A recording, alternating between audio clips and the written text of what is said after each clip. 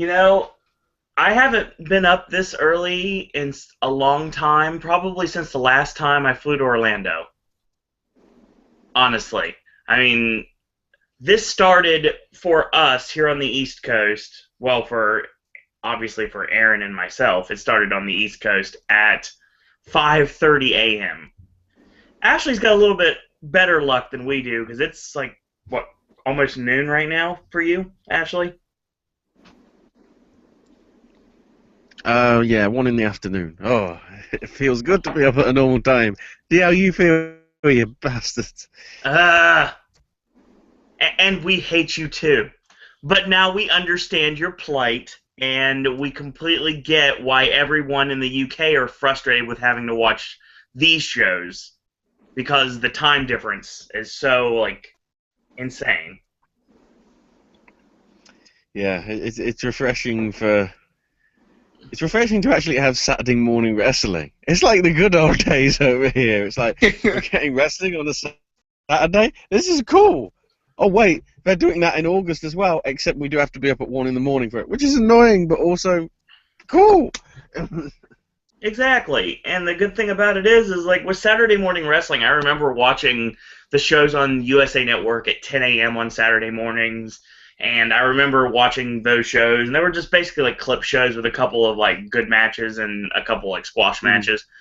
But they were shows that I look forward to. And then there was All American Wrestling at 12 o'clock on USA on Sunday. So like all weekend, it was like, let's get through school, let's get to wrestling, and then we get to Raw on Monday night, which I was allowed to stay up just so I could watch Raw back in the day. So that was something that I recall from my childhood. So getting up at 5:30 a.m. to watch a wrestling show is not something I've done in a long time, if ever.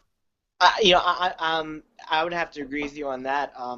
I don't remember in my 12 years of being a wrestling fan. I would, my mom would let me stay up on school nights just to watch the rest of Raw because it'd be such a good show back then. Um, and this is just unheard of. A lot of people more than I thought were watching this, and it shows on social media. And this event's still trending. It stopped trending number one a second ago, but now it's back being number one trend. And given the fact that, at least in the U.S. right now, it's July 4th, a lot of you out there probably don't have to work today. A lot of you out there probably have barbecues and cookouts to go to and let off fireworks. Be responsible, folks. Safety first, says Danger Aaron from Jackass. And I thought I had to bring that one up. Now, someone has to put him over sometime, so it's going to be me. So basically, have your breakfast, whatever you're eating, bacon, eggs, cereal, toast, oatmeal, what have you, or if you're, yeah, if you're in Ashley's case, you can have lunch right now. But enjoy your meal and listen to a Popcast. So we're going to be talking about Beast in the East, which just ended about a half hour ago for us, and we're basically delivering the livest perspective we possibly can. So we knew when we were going to do this that 8 o'clock in the morning wasn't going to get the best viewership. But for those of you out there that are tuned in today, most likely via archive, thank you so much for joining us and continuing to watch these podcasts, because I know it's weird staring at a picture of a guy with a suit and tie, a guy's face, and a guy drinking a frozen lemonade for 2 hours every week. But we thank you very much for doing just that. Spoilers, this is your Gaming with Ash for Saturday, because bug wars happened in the world of gaming this week. I guess, people are slacking because, they make the excuse, oh, E3's happened. Oh, man. They bastards. Well, it's funny you say that, because I've already put over Gaming with Ash on the videos that are going to air tomorrow and Monday. But that's okay. Sometimes... Yeah, I know. Sometimes things happen. Card subject to change. You should always put that at the end of every video. Yeah, no lie. Develop an independent wrestling mentality. Card subject to change. Okay, real quick about this show before we get started. There was an announcement made earlier today that actually affects a lot of people that I know personally, and that is the fact that the next NXT TakeOver will be August 22nd, the night before SummerSlam, at the Barclays Center in Brooklyn, New York. The night before SummerSlam, I didn't get a chance to look on the calendar of what day that date fell on. I was just thinking it was on a Wednesday, so the night before SummerSlam. Mhm. And real quick, apparently, according to the Twitter, Whoa. I found out that we have more Spanish going with our link for this podcast. Don't know why this happens for Google Hangouts, but it does. I So was gonna mention that moments ago. It would have been fitting if it was in Japanese. yeah, it really would have. That would have been great, but no. SAP. SAP. Yes, indeed, SAP, exactly. But so yeah, real quick, I have a feeling that everybody on this podcast right now is drinking something to wake them up. I had a cup of iced coffee that lasted me the whole show, 2 hours, which was great. So I made it last. I got ginger ale cup and bottle of water here. I'm still wide awake. What kind of ginger ale, sir? Great value. I dig me some Canada Dry. Ashley, what are you drinking today? Just because I realise it's at my feet, and because it's only 0.5 units, low alcohol cider. I'm going hard. Ah. And I've got some homemade iced tea. So Oh. Oh, that's strong. yeah, it's weird for me because I'm normally drinking Oh, it's soda. not low alcohol. Shit. So if Ashley starts swaying back and forth, number one, you'll never see it. And number two, just notice that if his words start slurring. If I'm playing Bracken 4.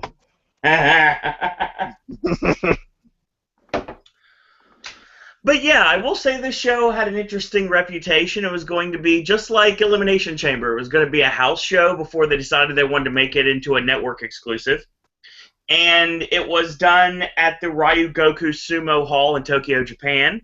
And they packed the place. And if you really look at it, it was shot like a house show. Like the old MSG shows you see on the you would see on the network, you see on WWE 24/7, used to have like these house shows that were completely shot differently. Like different camera angles, different way to shoot things. It was not shot like a normal WWE product. There was no Twitter handles on the bottom of the superstars' names, and the only like real presence of knowing that you weren't watching a house show, other than the fact that it was televised, was the hashtag at the top of the screen for either the Beast in the East or the match that's in the ring at the time. I thought we were going to have more hashtags other than Beast in the East and Owens versus Balor. I thought we were going to get, like, no Brie, thank God, or just, like, other stuff. Technically, we did. It was called 2 minutes 37 seconds. Oh God. So much crow I have to eat right now that my stomach's upset, given the fact that I was saying, oh, Kofi's going to win Money in the Bank. Oh, that made way too much sense. So now, obviously, that's not going to happen. But the thing that ends that storyline that I talked about, yeah, I still think that happens. I think we go to a different route to get to it. These fans were so wrong for using the rest in peace or in memory graphic and putting Kofi's face in it. It was so funny.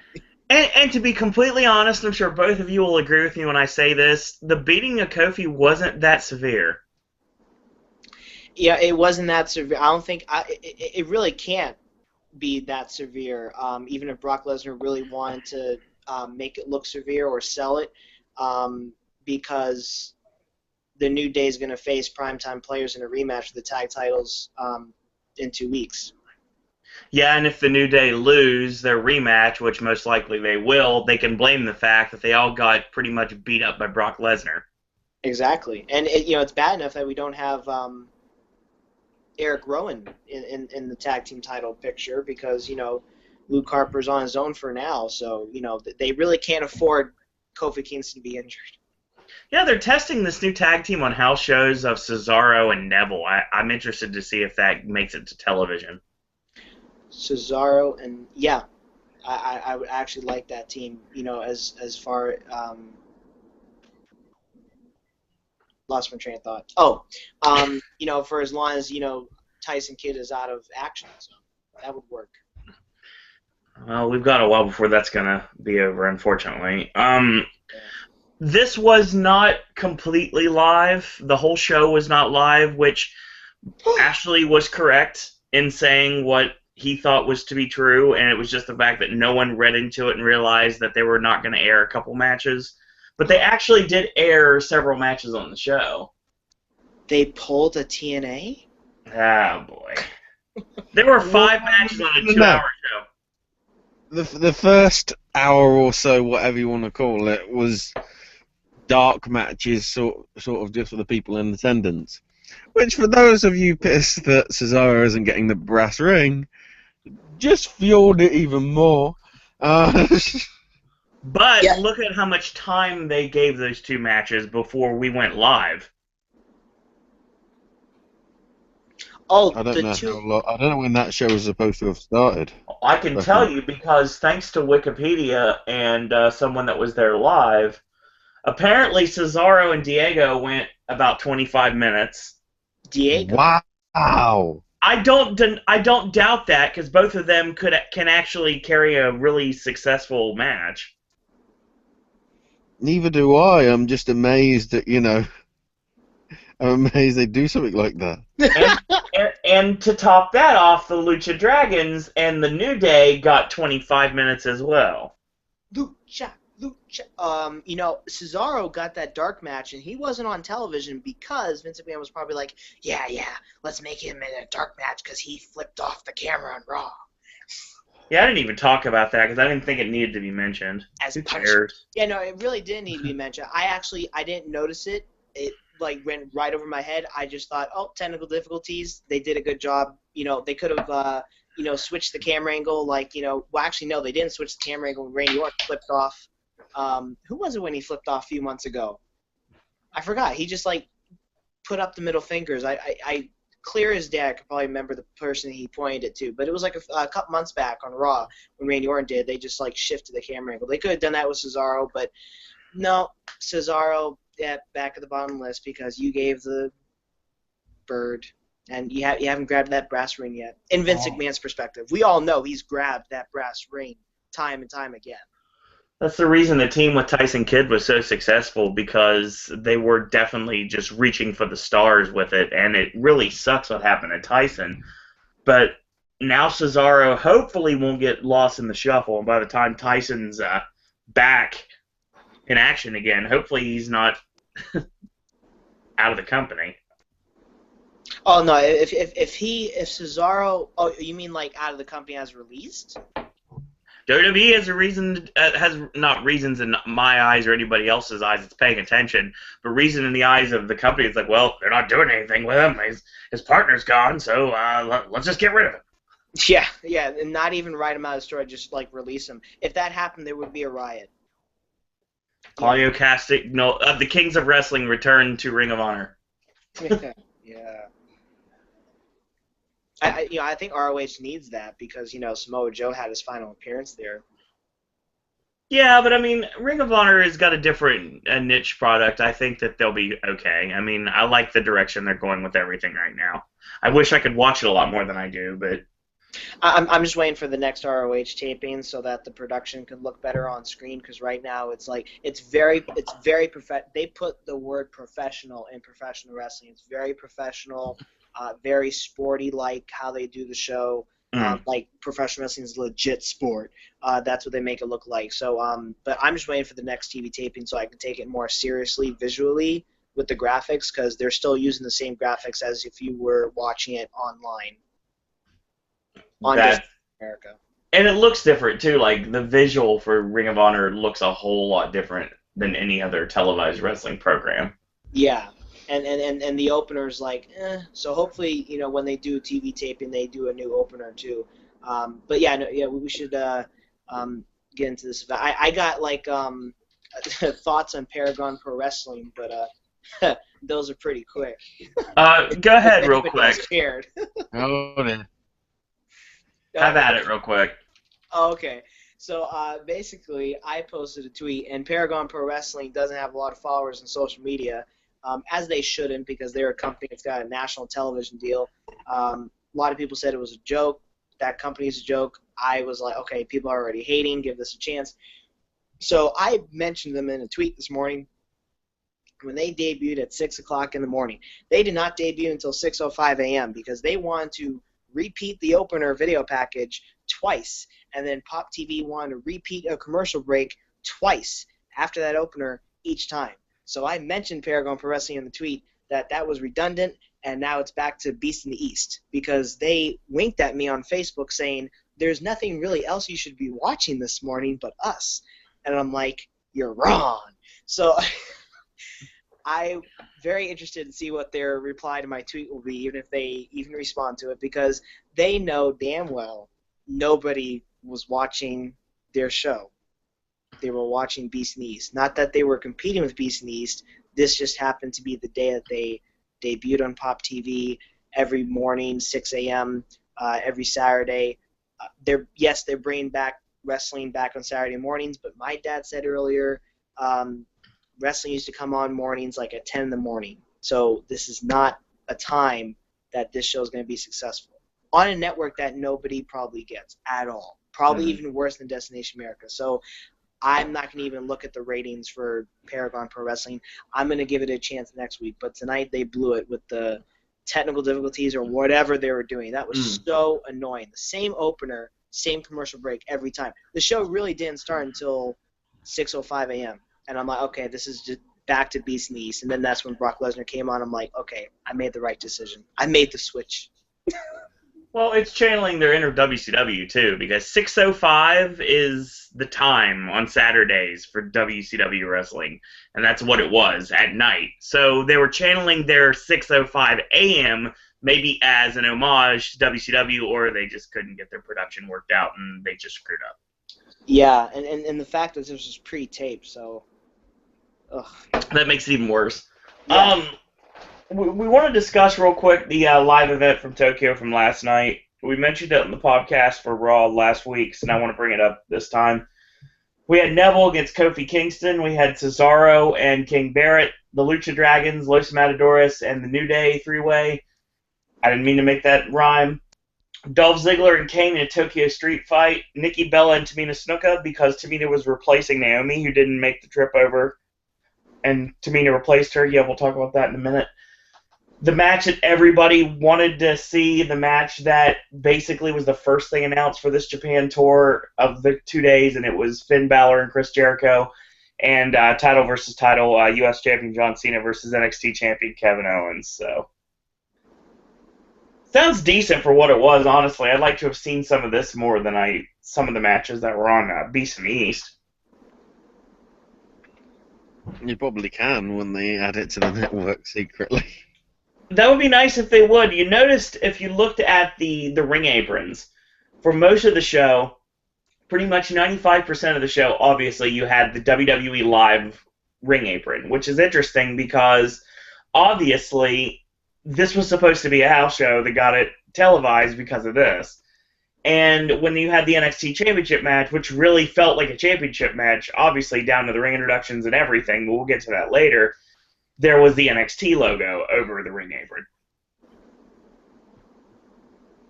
It's the little things sometimes, it really is. They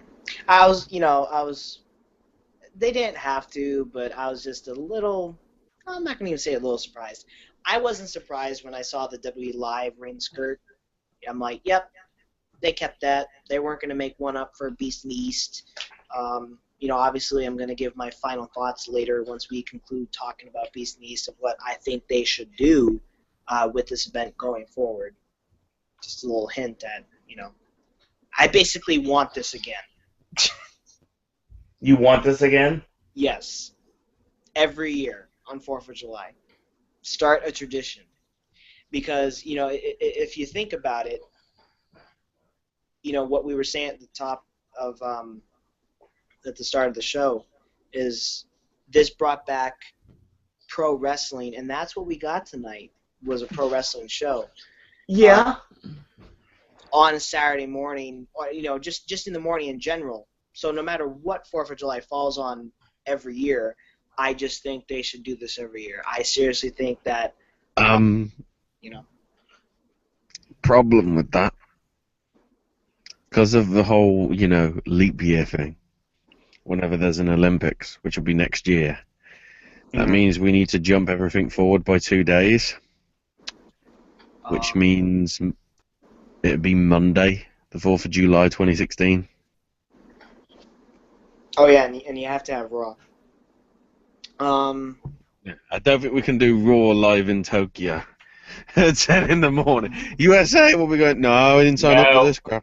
Yeah, no, USA Network will shoot that down real quick. I don't know. I mean, I'm sure I haven't looked at anybody else's responses when WWE Network asked their followers what did you like about Beast and East, and I didn't read the response. I just gave my response. I was one of the first people that tweeted back, and I didn't see anybody else's responses. But I'm pretty sure I'm not the only one thinking that we should get this every year, because this event just felt special. And this event. Correct me if I'm wrong. I mean, it is just like all us, it's just our opinions here. But this felt like a mini WrestleMania in the summer. I wouldn't go that far. I mean, I'm just saying that, without all the grandeur and the special entrances, except for Finn Balor, and because that was a special entrance, but. Just without a grand scale, it just felt like a mini WrestleMania. It felt like a televised house show because obviously house shows are given the flexibility to go a lot longer because they don't have to worry about television constraints and commercial breaks. So they can give you a 20-minute match on every single match and really like pop the crowd and then bring them down and then bring them back up again. And you can't really do that on televised wrestling very often. You can, but there's a different feel to going to a house show than it is to going to a live event. Oh yeah, no, I would agree because well the NXT house shows they go roughly 2 hours. I think those are timed for some reason. But yeah, you do get that flexibility, and there's a lot more interactivity between the fans and the wrestlers. Well, NXT in their defense. They go to small venues, but now they're going to bigger venues. But when they would go to small venues like Orlando Armory still, they sell out the building, and, you can walk right up to the guardrail and touch the wrestlers and interact with them during the matches and after the matches. Even before the matches, you can meet them, the ringside meet and greet. So, I get what you're saying. I mean, from a house show perspective, I've only been to one of WWE's, but I've been to, like, a few of NXT's. But I don't know. I mean, maybe I guess what I should say is a mixture of a house show and mini WrestleMania because, once we get into Kevin Owens and Finn Balor, I'm just gonna go off on that match. Like I can't even.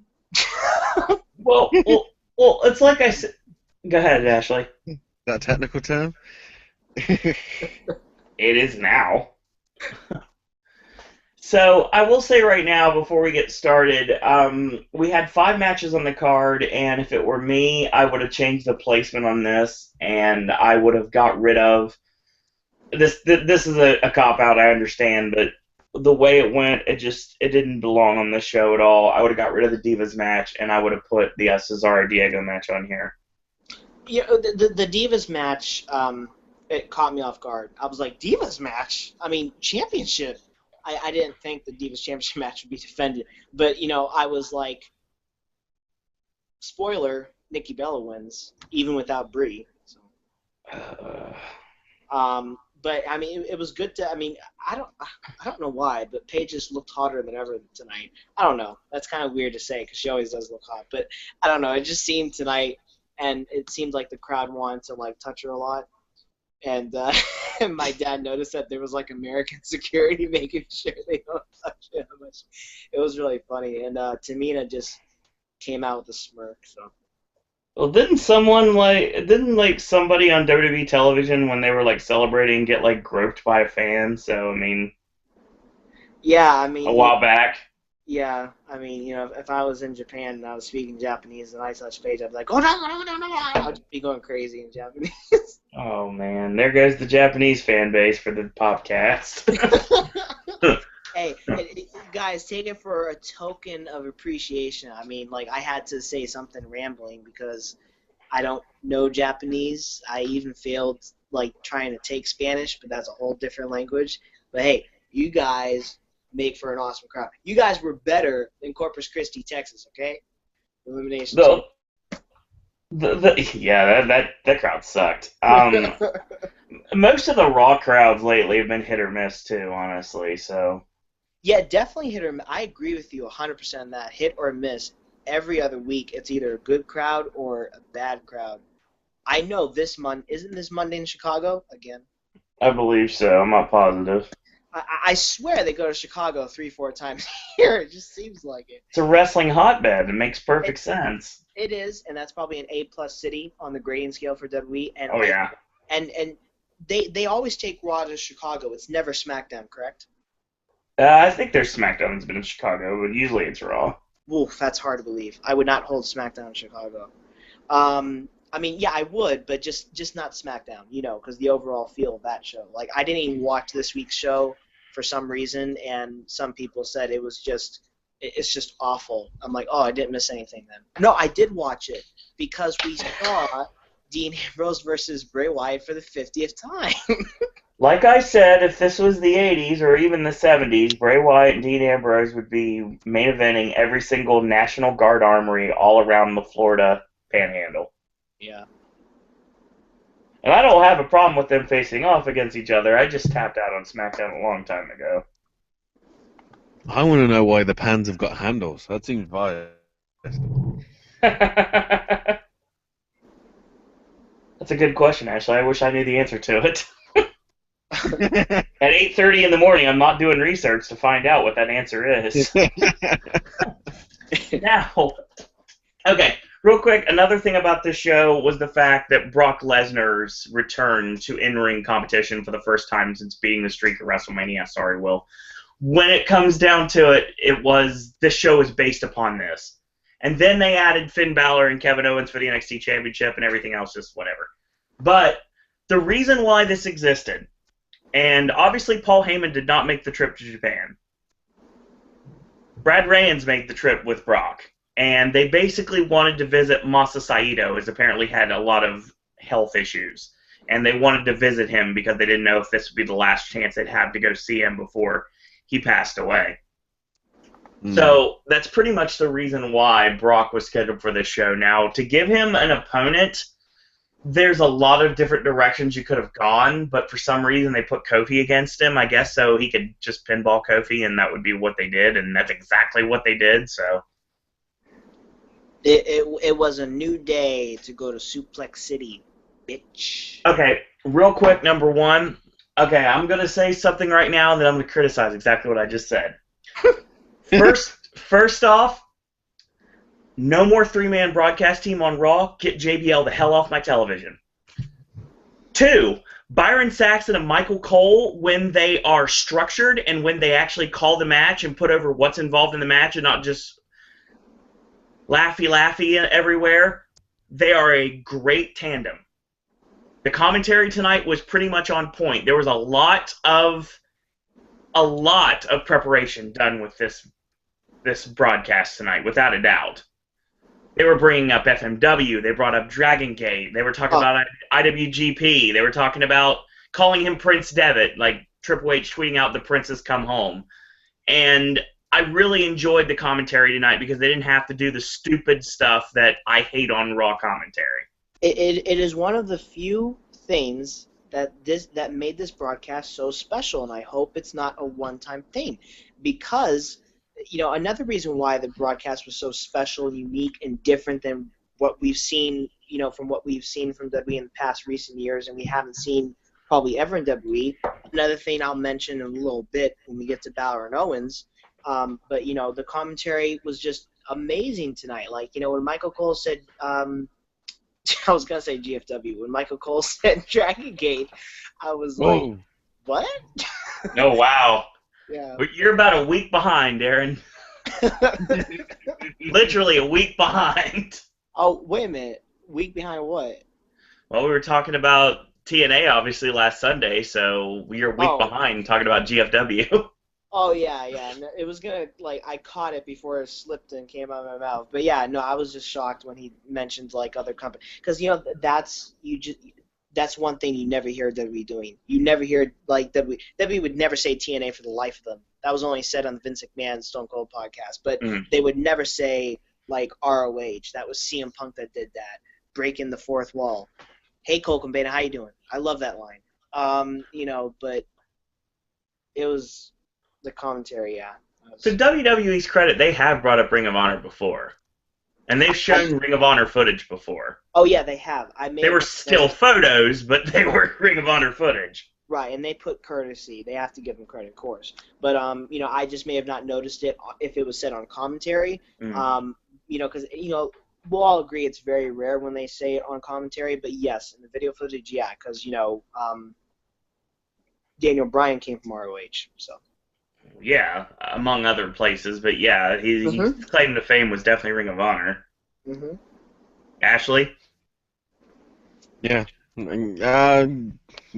Yeah, that's where he got the world title and the recognition. Some would say, some of his crazy stuff in PWG was also awesome, but True. I'd say the mainstay was Ring of Honor, but then of course he also went to Japan and did some work out there as well. So. And some really good stuff as well. I love seeing Danielson stuff in Japan. I will say right now, like I said, this show was structured differently. There wasn't backstage promos. We didn't have to worry about something being shilled. This was basically a straight wrestling show, and it was done properly. I thought that this actually had a great feel to it. If you've never been to a house show, this is exactly what you get. You get 20-minute plus matches and stellar action that you don't necessarily get on Monday nights. There wasn't even a pre-show. My dad was shocked by that. I'm like, why are you shocked that there's no pre-show? Oh, and kudos to WWE for taking the entire duration of the three-part put over for Finn Balor they've been doing on NXT the past 3 weeks and making it into one giant special and airing it on the network. It's phenomenal. The last part, let me just say one thing. The last part from this week's NXT, I almost teared up not because Becky Lynch was like tearing up, but like when they were showing music. This is not funny, but when they were showing music video highlights Mm-hmm. and they were playing music, I was crying because they made it look like he died. It was in that type of style. It was in that type of style. He did now. It really did. It's really funny because you put over Finn Balor the same way they did the video, the very well done video for Hideo Itami when he was entered in the WrestleMania Battle Royal. Yeah. But it was just so amazing. I mean, for the people that may have missed the event or we haven't gotten there yet, it was just amazing to see the documentary and all the parts on NXT, and then for it to culminate tonight. I'll just wait till we get to it. And it's funny because, like, going back to the commentary, it really seemed like during the main event that Byron and Cole were trying to they were bored having to call the same match over and over again. 'Cause that's pretty much what it was. They were bored by a John Cena match. Yeah! We knew it. You guys can't hide it. We knew it. You can tell because, honestly, on commentary, they were trying to find things to say, and you notice going into the other matches, most of the time, they stuck on talking about the match and the story in the ring. When they actually had to start putting over, like, well, there's this program that's also been going on, and they're like, yeah, you know what, we'll talk about that Monday night, but yeah. It's John Cena and everything, so yeah. I was bored too. I took a piss. I came back. The match is still going on. I'm like, what is going on here? I usually don't take a piss during a Dolph Ziggler match. When you take the notes I do, you don't have that luxury, sir. So I will say right now that we'll talk a lot less about the main event than we'll talk a lot less about the dark match main event than we will discuss about anything else on the show, except for like the two like throwaway matches that were like it's sandwiched in between the stellarness of the show. That's why I favorited your tweet, because that's exactly what that main event was. Yep. Dark match main event. That's exactly what it was. You had the main Oh, event. I see. I thought there was like some hidden match that I wasn't made aware of, and I was like, "Tell me now." Yes. After the match was over. So we'll start with the opening match. Chris Jericho against Adrian Neville, and this match was really, really good. Very well done. Jericho lost a step a bit in the last couple runs. You could definitely tell he wasn't really caring as much as he did previously. But this match just showed that Jericho can still go. Agreed. That match completely caught me off guard. Obviously, more than the Divas. I was like, when Jericho came out, I'm like, oh, weren't we supposed to get Jericho versus Balor on this event? Then it turned into Balor versus Kevin Owens, which I'm so thankful for that they made that change. But when Neville came out, I was like, oh. It's like sometimes the last minute changes can make for the best results. Like, let's take SummerSlam 95 since we're talking about Finn Balor after all. Right, it made a huge difference tonight, but go ahead. You had the main event was set between Razor Ramon and Psycho Sid in the ladder match. And they're like, this is a stupid idea. How about we do Razor Shawn too? And if you go back and you watch that match, it's even better than the WrestleMania 10 encounter. Wow. I didn't even know they had another encounter after the WrestleMania one. Yeah, SummerSlam 95, Finn Balor's favorite pay-per-view of ever. Thank you, WWE Network. I should watch that. And yes, every time I watch Finn Balor matches, I always think of two things. Number one, me standing outside in the freaking cold while I was waiting for a ride that never came and nodding to him as he was leaving the building. And two, I really want to play with Legos.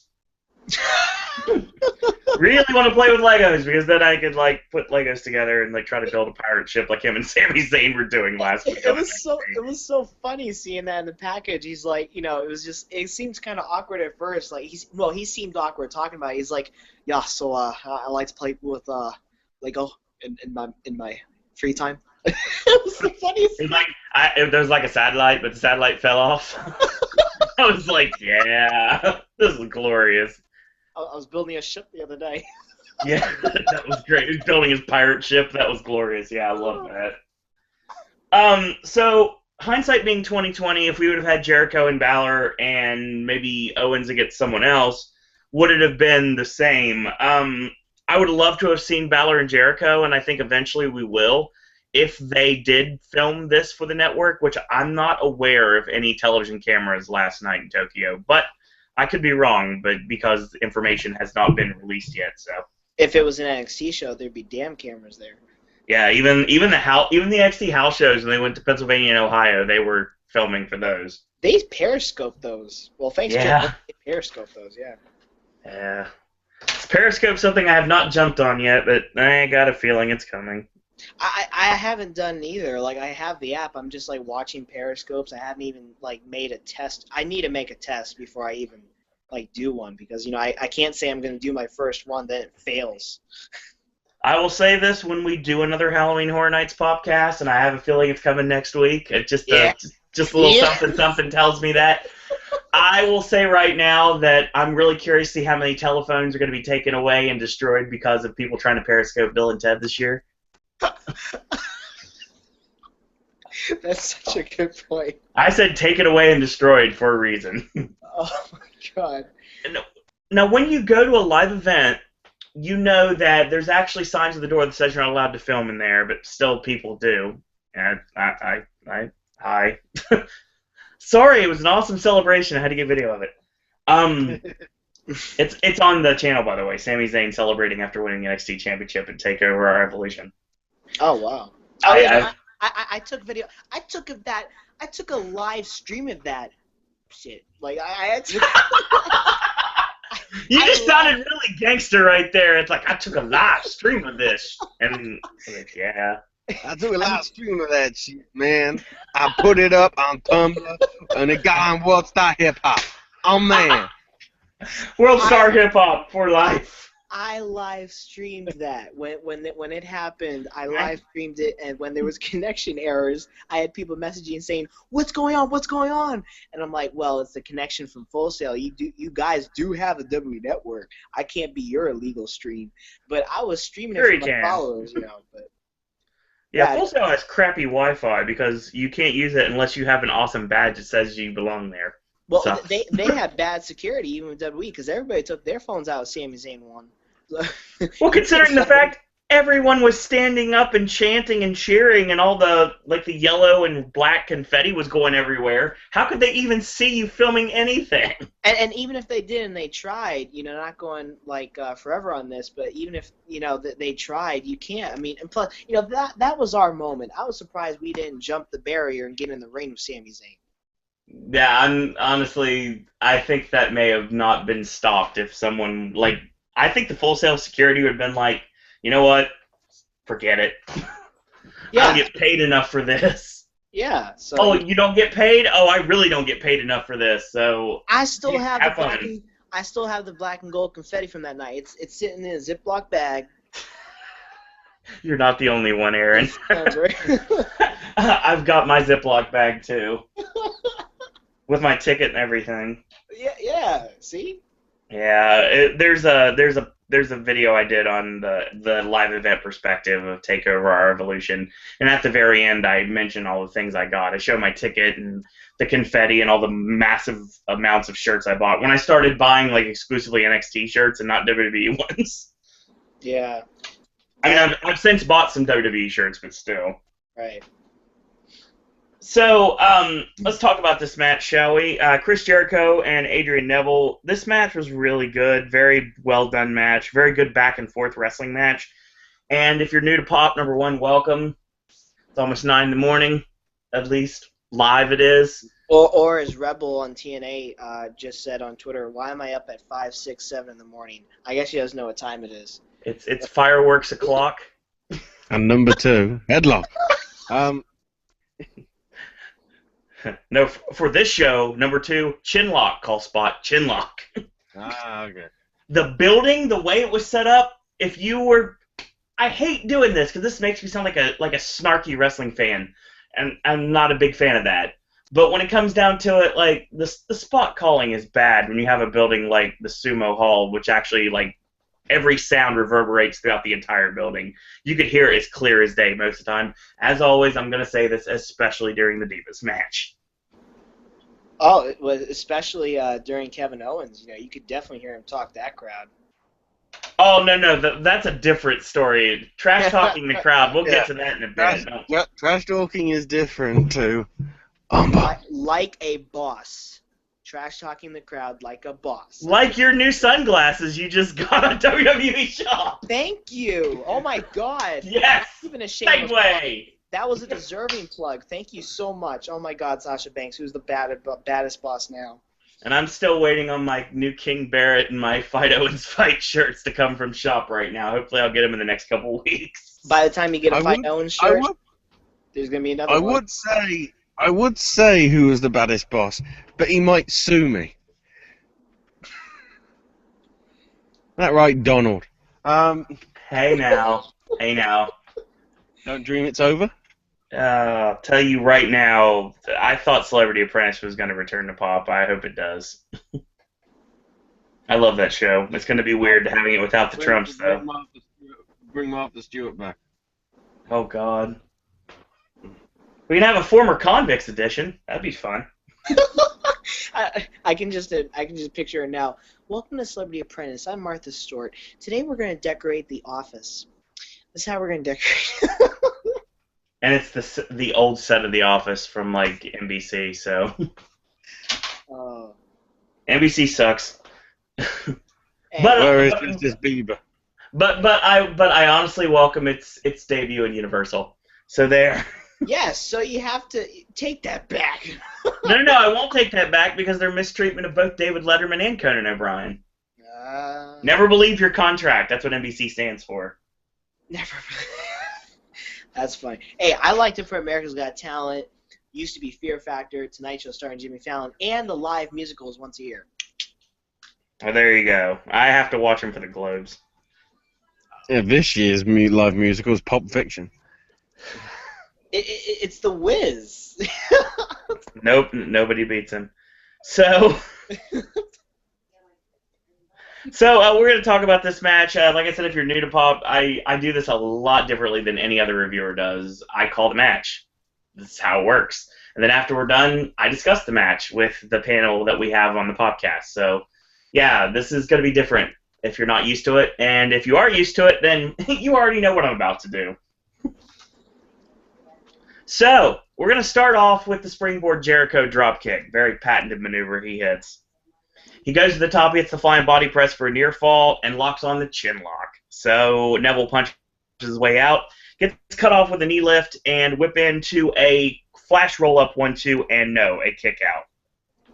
So, Jericho hits a step-up enziguri kick for a near fall, and when they get back to a vertical base, 3 chops, whip in reverse, charges in Jericho with a high elbow, and old school Jericho-holic pin, which I haven't seen in a long time for a near fall. Snapmare, kick to the spine, and a chin lock. Again, Neville punches his way out. Again, he gets cuts off. 2 chops, whip in, he slides through the leg, spin back kick, front kick, spin back kick, and he goes for the drop kick off the ropes, but Jericho's like, that's not happening. So he stops it. Jericho comes off the top, crowns Neville, and hits the face buster, double leg into the walls of Jericho, which gets countered. Back elbow, forearms in the corner, boots and round kicks, referee backing him off. We have obviously different referees tonight, if you noticed. You didn't have full WWE officials tonight. You did. You had little Nage. Damn it. He was one of the only ones. There were some different refs I've not seen before. There was only 2, wasn't there? Yeah. Charles Robinson was one, and the other one I've never seen before. The other guy is the guy that nearly always does the Divas matches. I don't pay. This is bad. I don't pay attention to the referee during the Divas matches. I'm too busy trying to write down the notes and all the botched spots and spot calling. Well, it's the guy that they don't. It's the guy that they don't trust to do a proper match. They just get him to do. I do a jobber match or Divas match. Hey Steve, you got your pants on? Get your ref shirt. Get out there. You got 5 minutes. It's pretty much the same thing. I saw a screenshot of the referee. Someone took a screenshot of Paige when she was on the top rope, and I saw the referee looking at Paige at her rear end. I saw it.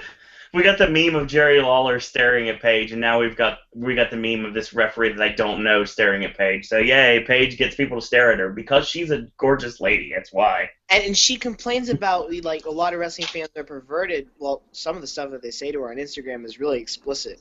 Like, why even say that? But I mean, you're hot, so it's gonna come with it. But yeah, no, it's ridiculous sometimes. Like, it's quite disturbing sometimes what I see. What people say to Paige on Instagram, I can't even repeat them.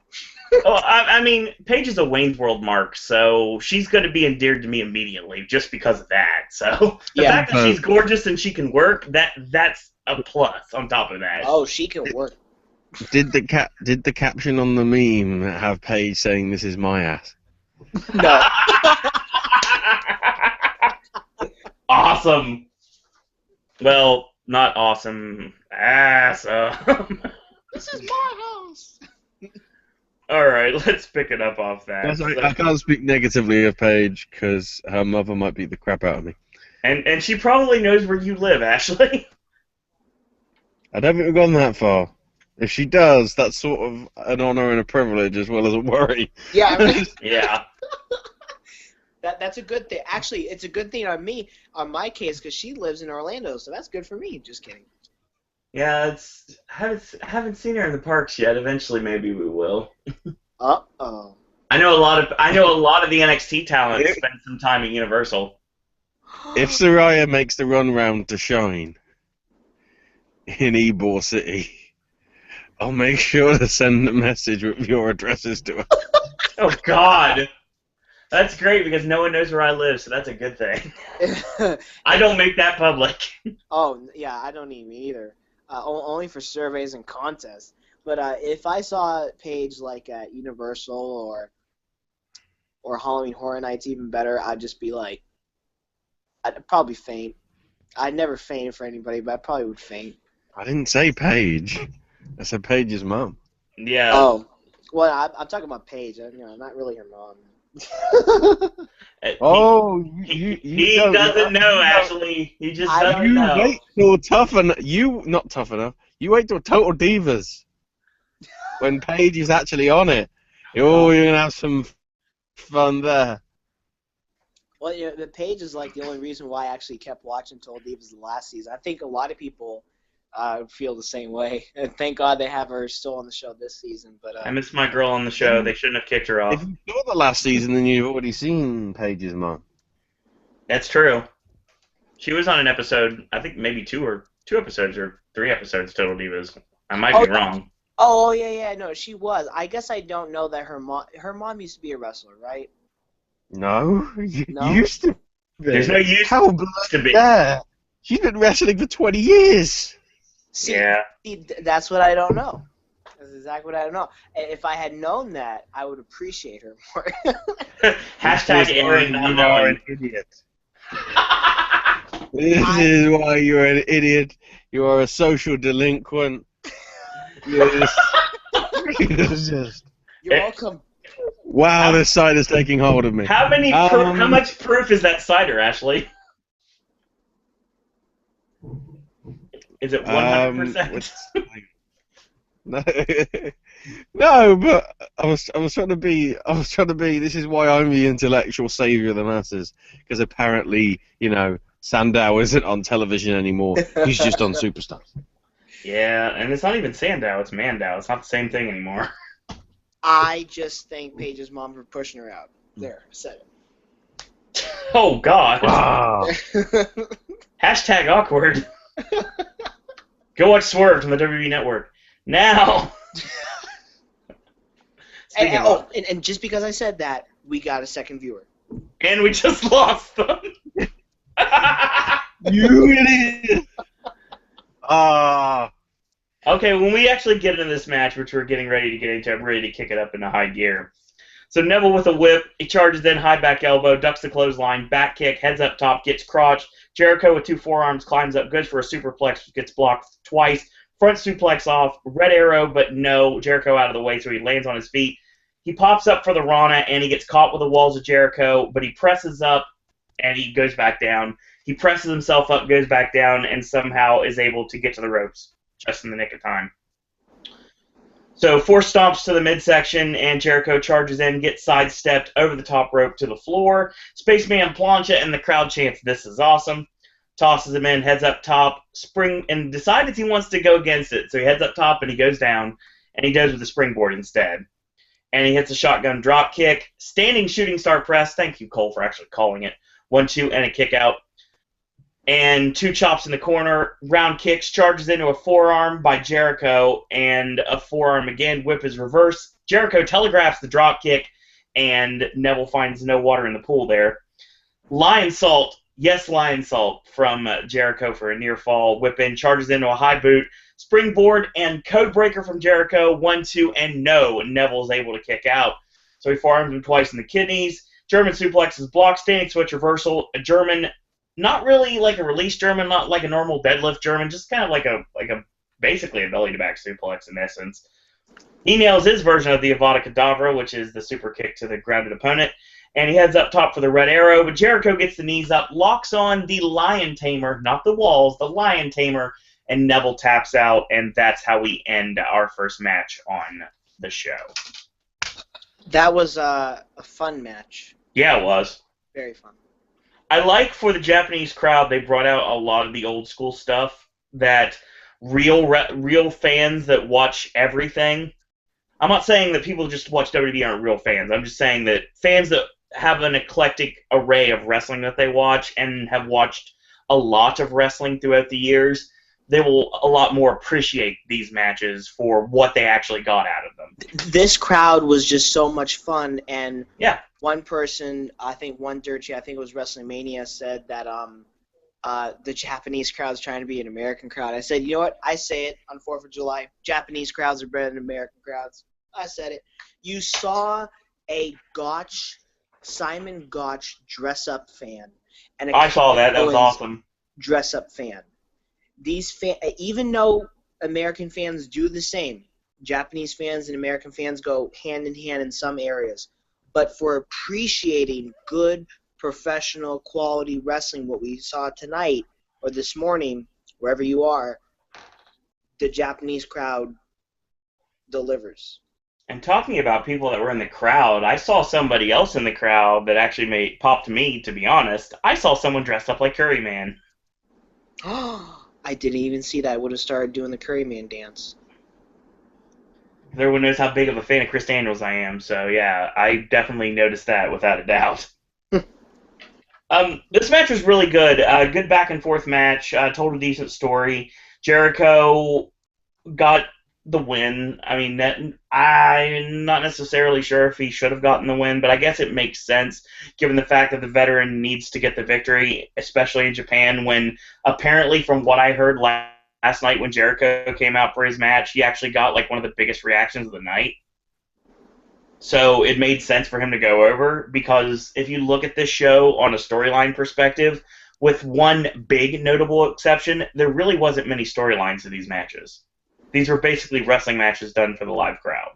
Oh, yeah, and there didn't need to be. No. There was barely any criticizing, this show. I even tweeted after Neville and Jericho, I was like, if Raw opened like this every week, I would never criticize anything ever that WWE does again. See, the thing about Jericho is, if you use him in small doses, he's fine. But Jericho being on television every single week is not needed. Yeah, or even the Jericho podcast is not needed. Ashley, your thoughts on Neville Jericho? Good match, as I expected. Yeah. You know, it's a shame we didn't get the other one, but Oh, yeah. other plans were afoot. But yeah, it still proves that the guy can do it. And those of you that think, oh, Neville lost, so he's buried. No. Oh, It's just he's a bit more respected in Japan because, you know, he's been around for like 20 years. And kudos to WWE and the commentary team again for bringing up Jericho's past, talking about frontier martial arts and talking about the Lionheart name itself. And I really like that, because that's going the extra mile to get over the show and talk about the relevancy of what happened in Japan in the past that actually correlates to what's going on in the ring right now. Mm-hmm. It really fit. So we got the arrival of Brock Lesnar, and Brock is here and he's walking, trademark Scott Keith. So I'm not gonna lie. When I saw Brock Lesnar came out, when Brock Lesnar came out, the Japanese crowd, like, I think he didn't get the biggest pop of the night, but he got a pretty big pop, and I was like, look, it's Brockzilla. I had to do it. oh boy. Had to do it. So there's going to be a final Dusty Rhodes tribute talking about the stories of the Dream, which is going to be on the network at 11:30 on Monday. Although it's 11:30, it's immediately following Raw because they're actually having the Legends, I think, in Chicago. Ah. And They're doing it as a live thing in the ring. Oh, I knew that, but I didn't know exactly what time they would start it. Didn't say live after Raw 2. I thought that's what the commercial said. Yeah, it's immediately after Raw, which if it's at 1:30 then it's overrunning like a son of a bitch. Yeah, and they need to. We'll talk about that as we end this podcast tonight, because I got some words to say that I'm not waiting until Monday to talk about. Oh. You remember when I remember my words from Slammiversary's podcast?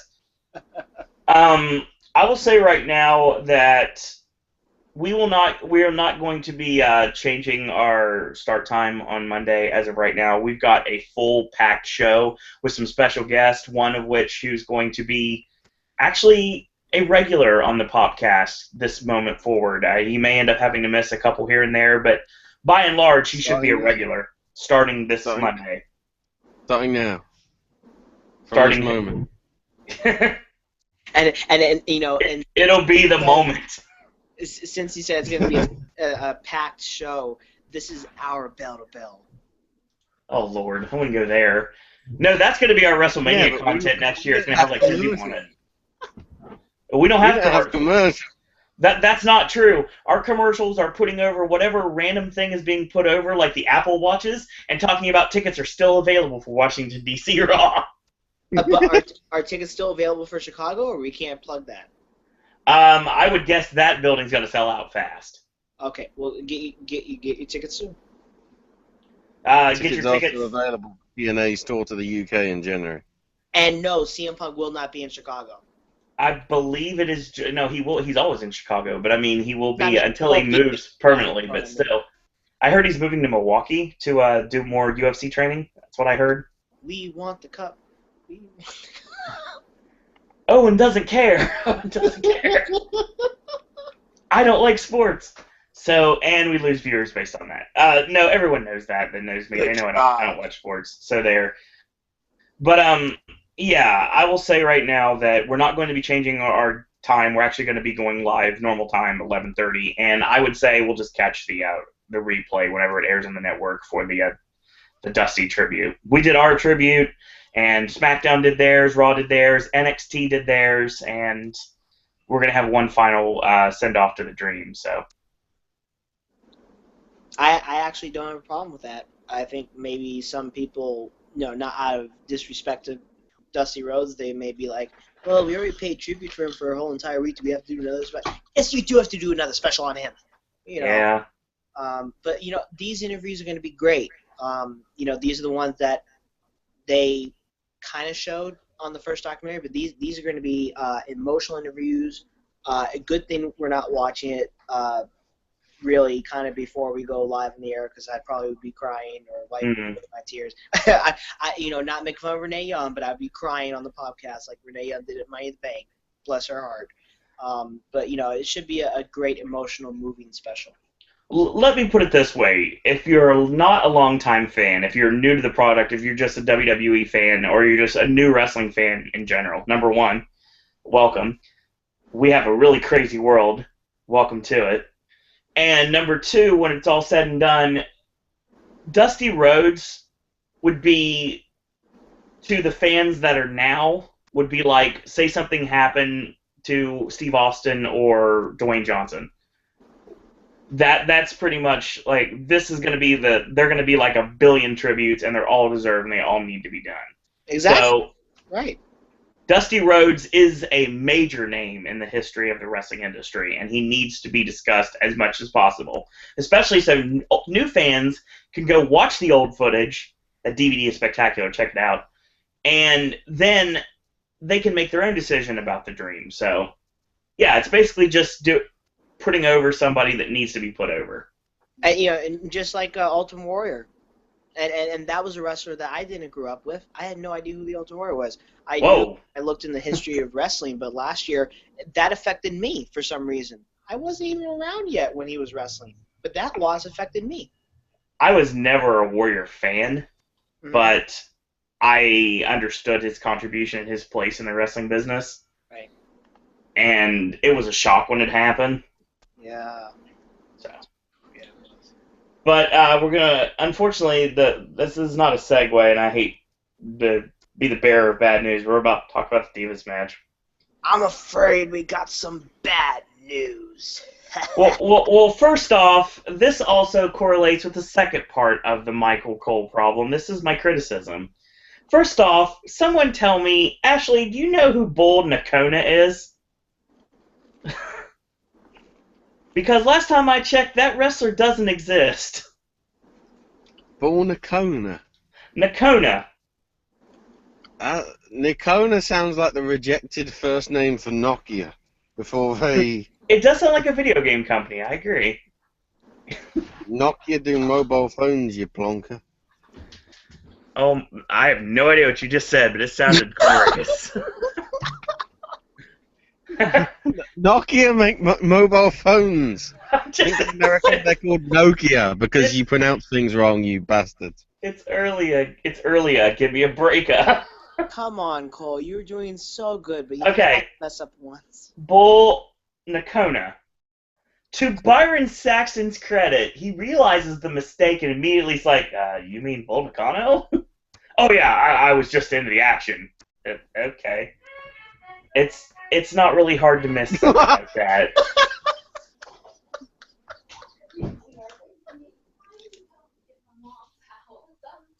So, what are you laughing about? What did I miss here?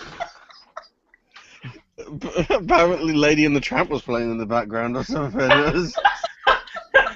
No, my doorbell went off out of nowhere. So hopefully if that came Wow, from the the random podcast, doorbell. I just want to dance when I hear it. Honestly, it's like Brock Lesnar after he suplexes someone. So Bull Nakano, obviously one of the top WWE women's talent of all time, had an awesome feud with the former Medusa Maselli when she was Alundra Blaze over the WWF Women's Championship in 1994. And this was the last time that a WWE Championship had changed hands in Japan, and spoiler alert, until today. So we have our three-way Divas match. I mentioned Tamina Snuka is replacing Naomi, who decided they decided for some reason they just didn't want to send her over. I mean, Tamina was missing from SmackDown this past week, and I guess that was because she was flying to Singapore so she could do this run. And I'm not necessarily sure I understand why they did this, other than the fact that the name Tamina Snuka makes sense, and they wanted to test out that new island theme that reminds me of the Polynesian. And it does. It really does. It makes you want to go to Trader Sam's right now when I hear that music. Or watch a bunch of Kamala matches, because the tribal drums, that's probably what it is.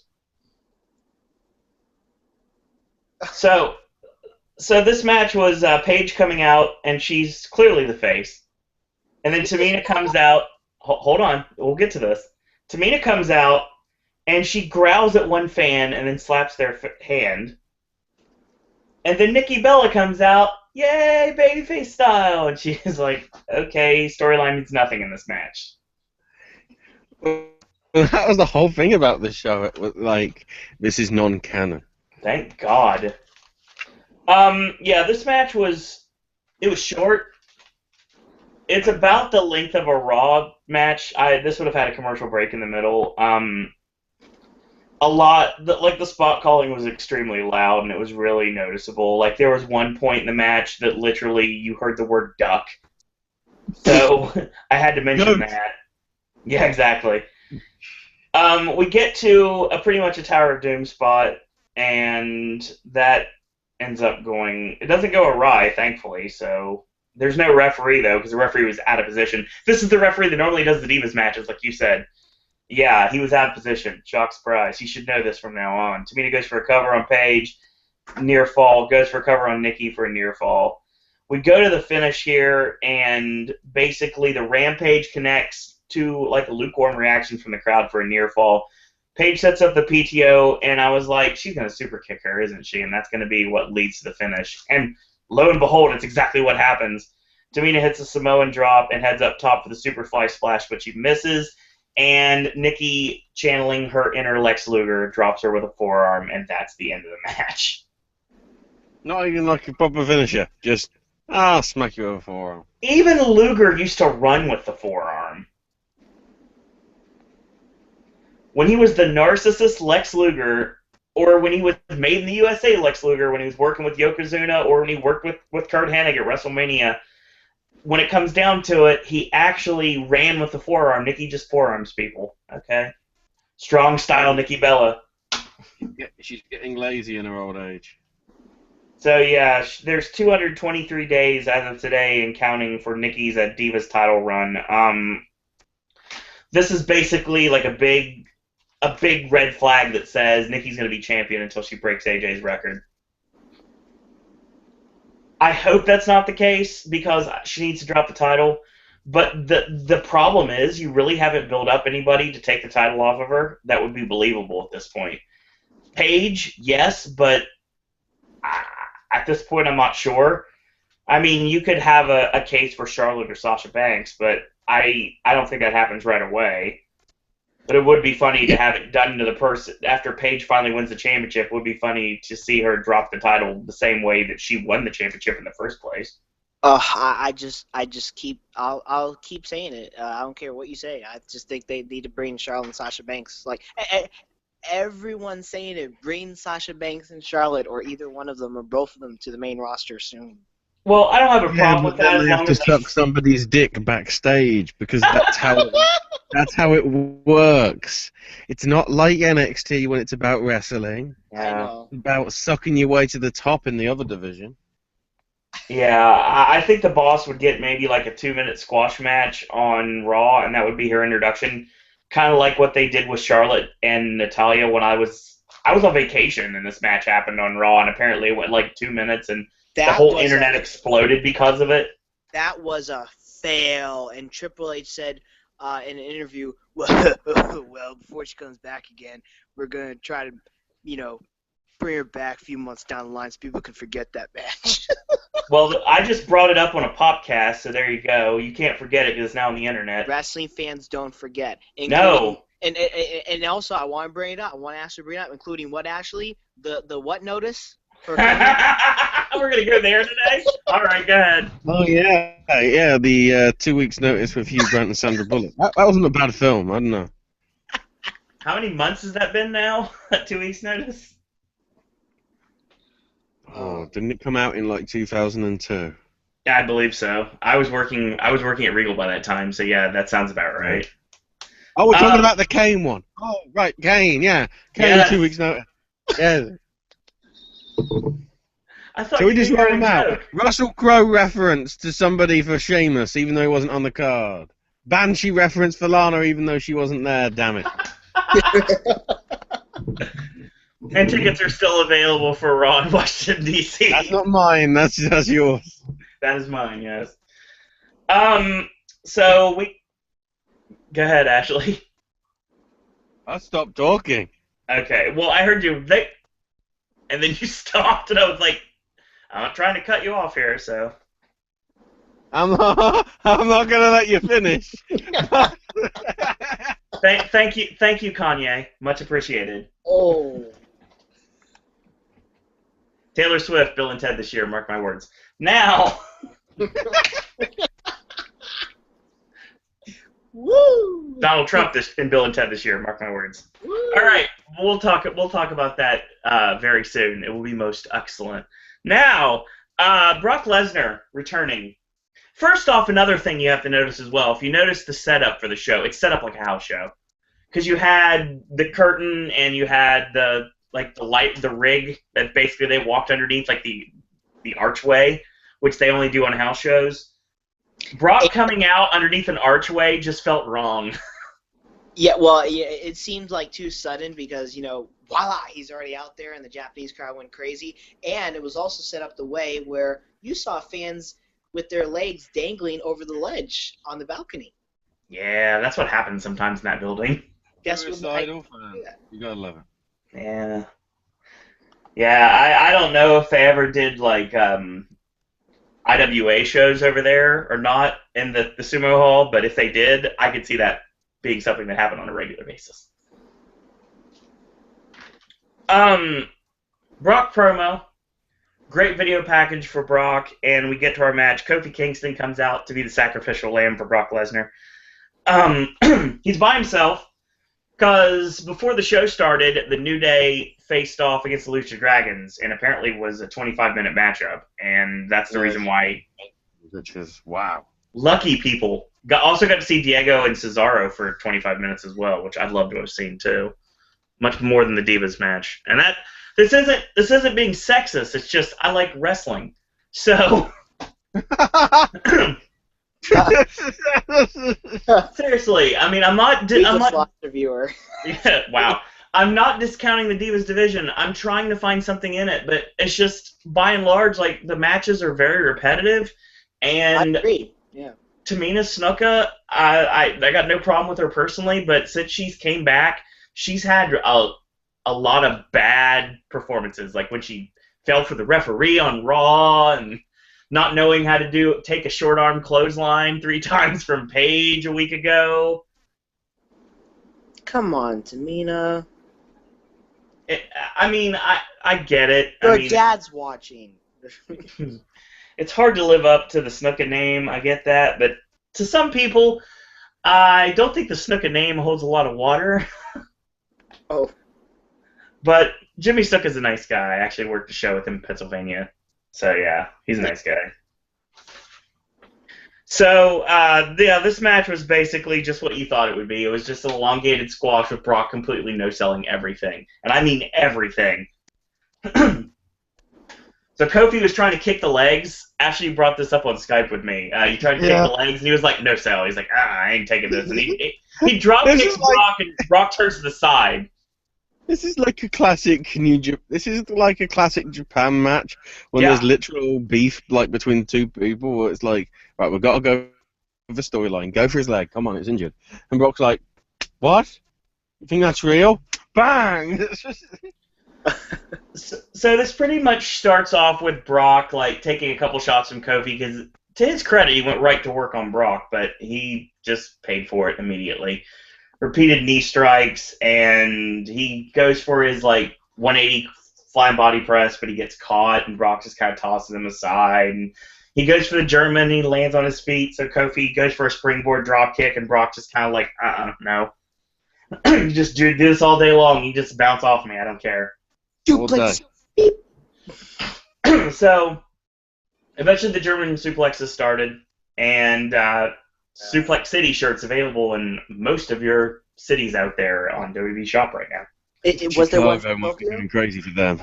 Oh yeah, Oh yeah, Chicago. Was there one for Tokyo? oh yeah, it's on the shop right now. Oh. They released a special shirt for Tokyo too. He didn't come out wearing it. No, Yeah, you didn't. There wasn't enough time to actually shill it because you can't. Yeah. Good idea. How long did it take to put a Jimmy John's logo on the back of a shirt? Come on. The guy likes Jimmy John's. No, the guy's paid well by Jimmy John's. So, a myriad of released German suplexes while Brock dances in between, and the F5 is the end of it right there. The match is over. The fans want more, so Brock Germans him again, and F5 again. The New Day run out, and Xavier Woods eats a clothesline, Big E eats a clothesline, and F5 to Xavier Woods, and F5 to Big E. And he picks up Big E. He like herked him up like he was nothing, and he just tosses him to the side. So. Oh yeah, no, that was impressive. And you know, for the haters that still hate on New Day, which you shouldn't anymore, because now they're what we want them to be, heel. Yes. I'm sure those haters were very pleased seeing them just all get destroyed by one man, which is Brock Lesnar. This is just a squash match, is all this was, really. And, I mean, this isn't even a tune-up match for Brock and Seth Rollins in 2 weeks. This was just a return of Brock Lesnar that was done for reasons. Excuse me. I think that's the best way to put it. Ashley, your thoughts on the squash? 2 minutes 37 seconds. Exactly. Aaron? I'm sorry. Aaron, any thoughts furthermore Oh. before we move on to the main event of the evening? Excuse me, I was eating a pretzel cracker. So, yeah. My apologies. No, it's okay. I was playing around there. So, okay, so yeah, it was a squash match. It's predictable, but it was good to see Brock Lesnar back in the ring again. For everybody who just loves Brock Lesnar, we know Japan loves themselves from Brock Lesnar. They do. You know, Kofi Kingston just being taken to Suplex City on a bad day. Cole said it perfectly. New day, bad day. Great line. But yeah, it was just a squash match. But I was just happy to see him do more damage even after the match because, you know, us thinking like, oh, that was a squash match. Can we see something else? We did. And that's what you get from Lesnar. Even if you see a long, good, lengthy match from Lesnar, he's still going to do damage after the match. That's what makes him a great heel. But I don't know. Kevin Owens is the pretty big heel lately. We'll get to that. No worries. But, I mean, could you imagine from a perspective... Okay, do you remember when we did the angle with Dean Ambrose working with Jake the Snake Roberts, and you could see, like, Dean's face was smiling when he was DDT'd and had the snake put on him? Mm-hmm. Okay. Can you imagine Xavier Woods being as young as he is, being the video gamer that he is, and I'm sure he played Here Comes the Pain a billion times, and he was playing this game, and he's got this show on YouTube called Up, Up, Down, Down, which I recommend if you're a gaming fan. And he's playing this game. He's like, man, I can't beat Brock Lesnar. I mean, granted, it's just basically Batista's moveset, but still, I can't beat Brock Lesnar. And now, years later, he is the one who takes the F5 from Brock Lesnar. Yeah, it's kind of amazing for Xavier Woods. So I think obviously he's no Roman Reigns where he's like, "Thank you, sir. I have another." With the offense from Brock Lesnar, but I think it was surreal for him to, like what you just explained, to get an F5 from Brock Lesnar. I mean, granted, that's like a really a snarky way to look at it, but I mean, it's true. It really is. It's true, yeah. Hideo Itami is shown in the crowd watching the show, so will he figure into the match? We'll find out. Gave him a ticket. He bought a ticket in his red seats. He actually bought a ticket? No, probably not, but still. I was gonna say. The idiot behind that tried to get in the shop probably bought him a bloody ticket. What a I crap. saw that. I was like, okay, you do know there's the line of security officers right there? I thought it was only Americans that were ignorant prats. These are the kind of fans that are in those videos you see on YouTube of Sabu punching these Japanese fans because they're in his way. Yeah. You're lucky you didn't touch the guy. I still love that the Parker one. Look for it on YouTube. Yeah, that's good. It's good stuff. All those are good. I'm telling you, it's an unwritten rule that anybody that's ever been to any wrestling show, ever been in any wrestling locker room, anyone that's ever trained, anyone that's ever been on a show will tell you, if you get involved, we are allowed to do things back to you, and no one in the world can convict us for it. Just like Owen can't come, because Owen allowed Aaron to eat pretzels. I'm eating a chocolate pretzel now. Well, last time I checked, AJ's banky, not you, Ashley. So there you go. Oh. No, I was actually laughing not at that, but I was laughing at a message that Cleveland just sent to me on Facebook while we're doing the podcast here. I can't even repeat it. It's really funny. It's about Brock Lesnar and Ted 2. Well, that's a tease and a half. Right, yeah. So, like, if you want to finish what you were saying, go ahead. But it's here if you want to hear it. But seriously, if you put your hands on a wrestler, I mean, put your hands on a wrestler, as in if you touch a wrestler, or if you try to swat at a wrestler, if you swing at a wrestler, if you actually hit a wrestler, they're allowed to hit you back. I have friends that have dealt with this before, and they probably could have done jail time, but the second that the authorities were called and they showed up, all that had to be explained was, well, he hit me first. He's a fan. He's not allowed to do that.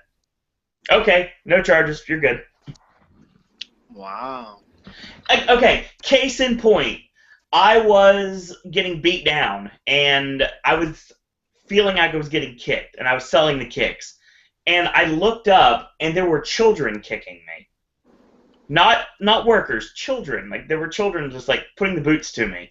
With all due respect, is there a video of this? No, there's not, unfortunately. These shows did not get recorded. There would have been great production values if they did. And my response to this, because I didn't think of anything else to do, I picked up a steel chair and I charged at them, and they ran away. So. Oh my God, Brock Lesnar should do that.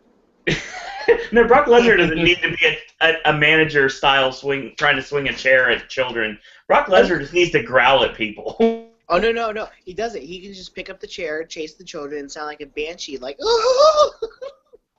Yeah, his weird mating call. I don't like the mating call of the Brock. I don't know if I like this. I know Rena probably does, obviously, because it hooked her, but I don't understand the mating call of the Brock. Oh, God. So, a joke just popped in my head. I don't know if I want to say it or not. Come on, say it. We only gotta. Everyone wants to know why if what vehicle Brock Lesnar drives. Obviously, he drives a Sable. Oh. And if no one's ever made that joke, I pity you guys because it just came in my head. That is great. Oh my God, that's great. I thought he was driving a Segway. Oh God, poor Mark Marrow. Anyway, Whoa. let's talk about. He's real quick. If you want to talk about Mark Marrow, since we're all about segues here on Pop. When it comes down to it, Mark Marrow is doing really well in his career after wrestling. He's a motivational speaker Yeah. now, and he's doing really well. I was about to say, like, he's full of positivity now. He's what the New Day is all about. So is Bo Dallas. And that's the reason why I bring him And then up Jeff joining Jarrett New Day every just day. smashes Beetlejuice over the head with a guitar. I just like when he hits him with a guitar, he twitches. I thought that was entertaining the way he sold that. Okay. Since we're making jokes now, I have permission, or I have a request from Cleveland on Facebook. Cleveland, no. Cleveland's Facebook message must be heard by everyone, To apparently. say the joke, Oh, God. and he's booing us if we don't say the joke. So let us change this. He's pulling a Kevin Owen on us. Boo. Okay. He said, and just like Ted 2, I would want to get a sample of Brock Lesnar's sperm, infusing it with mines to give a black twist, and inject that into my future wife to make a flipping beast baby. There already exists another version of Brock Lesnar. His name is Bobby Lashley. That's not disrespectful. That's just true. Good God. That's not even funny. That's sad. I'm We're starting charities for that now. We're starting a Kickstarter right now. Oh my God. Brock Seed 2015. Now, it's way too early for jokes like this, but that's what happens when it's 9:30 in the morning and Owen hasn't had any food or anything in him all day. Hashtag your fault. Yeah, no lie. Thank you, Japan. This is the reason why I didn't do Bound for Glory, because it was way too early. So let's talk about the main event, shall we? And then we'll talk about the dark match main event that actually ended the show. Now, this match had a big fight feel. I say this all the time, but it really was. You had the real ring introductions. You had the Geisha Girls present both Finn Balor and Kevin Owens with bouquets of flowers, which, of course, Balor accepted and Owens tossed to the ground, which is heel 101 right there. We got the awesome streamers being thrown for both competitors. It was funny because Balor got a couple guys threw them too early, and then when Balor actually got introduced, like, the entire ring was peddled with streamers. When Owens was introduced, it was kind of like, you 15 guys now. So it felt like a real main event like you would have seen in the Tokyo Dome in like the 90s or the 2000s. It felt very important, a lot more than anything else on the show. Felt like what you're going to be seeing in less than 24 hours. Yeah, the New Japan show. Mm-hmm. Yeah. So, yeah, I really kudos to Balor. Of course, he brought the Demon out again because that's the best way to get rid of Kevin Owens is bring out the Demon. And I like it because it had the Demon face on his back and he had, like, the Japanese writing as well. I thought that was really cool. Thought it was done really well. And they were referencing Prince Devitt a bunch, and I liked that. I thought that was a really good, like, attention to detail. Like, they obviously brought up the Bullet Club, like, obviously didn't call them by name, but we saw a lot of the Bullet Club in the actual, like, video of Finn Balor's, like, rise. The entrance gave me goosebumps. The entrance was awesome, but I'll say right now it was interesting the way it was set up because he couldn't do the full, complete, like, crawling entrance before, like, the fog hits and the actual music hits because of the way that it was set up, but it looked awesome. And I love the way the camera shot it, too, because it shot it from, like a diagonal view. Yeah. And I thought that was the best way to do it because all of a sudden it would go dark and then you see like the red lights flashing. And it reminded me of like Taz's entrance. Like I said that the first time that Finn Balor came out on TakeOver with that entrance. Balor said in the third part that we saw on NXT this week that Triple H, when he was directing Balor in his entrance, actually it was Balor who said it.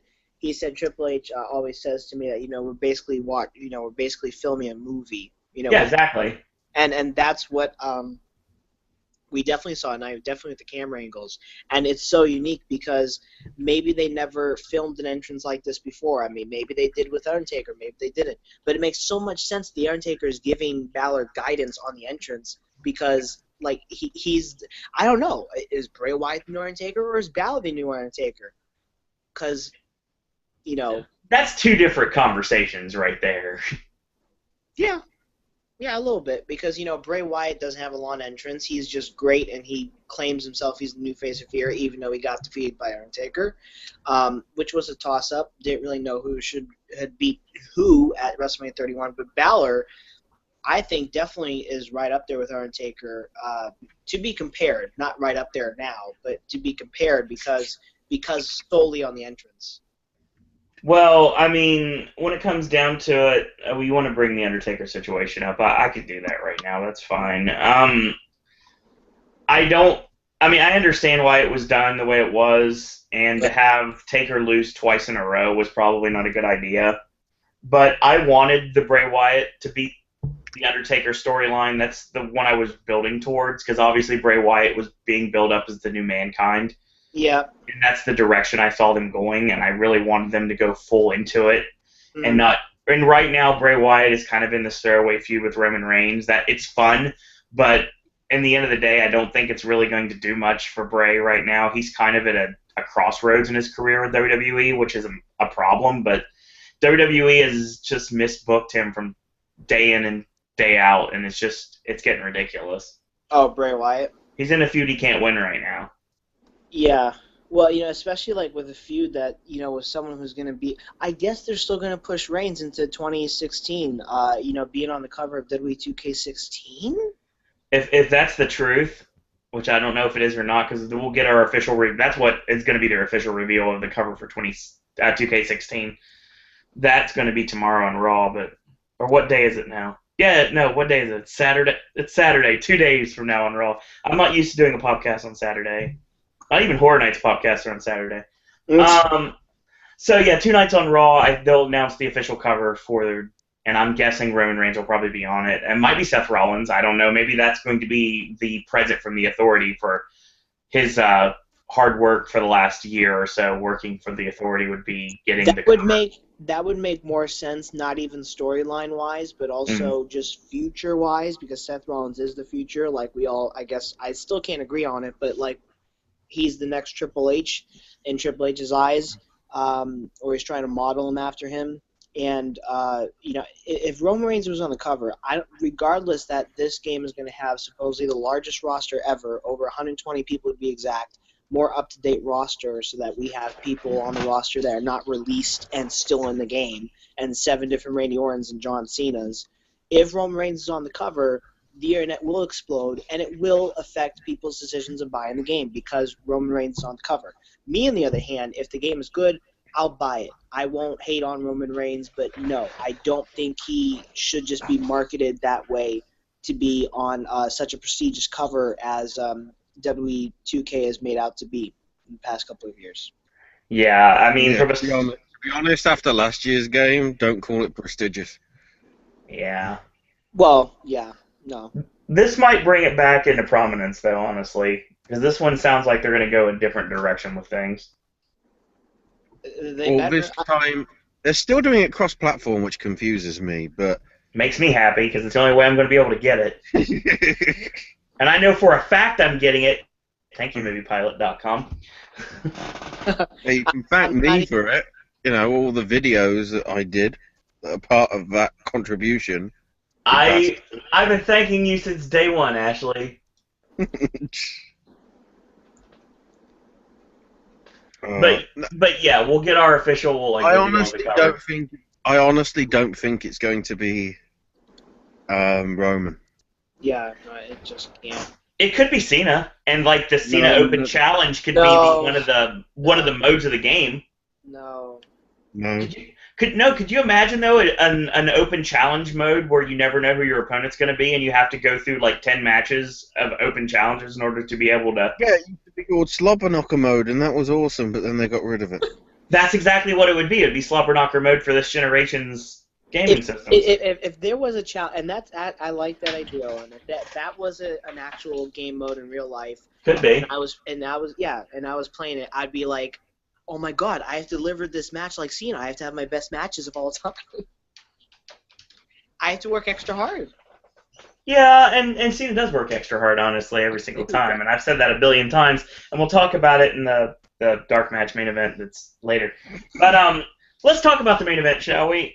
Finn Balor, Kevin Owens, NXT Championship on the line. They've been building Finn Balor, building him, and in a match that unfortunately I don't get to talk about till Wednesday, there was a tag team match with Balor and Joe against Rhino and Owens on NXT, which, like I said, I'll talk about on Wednesday, where Balor actually pinned Owens.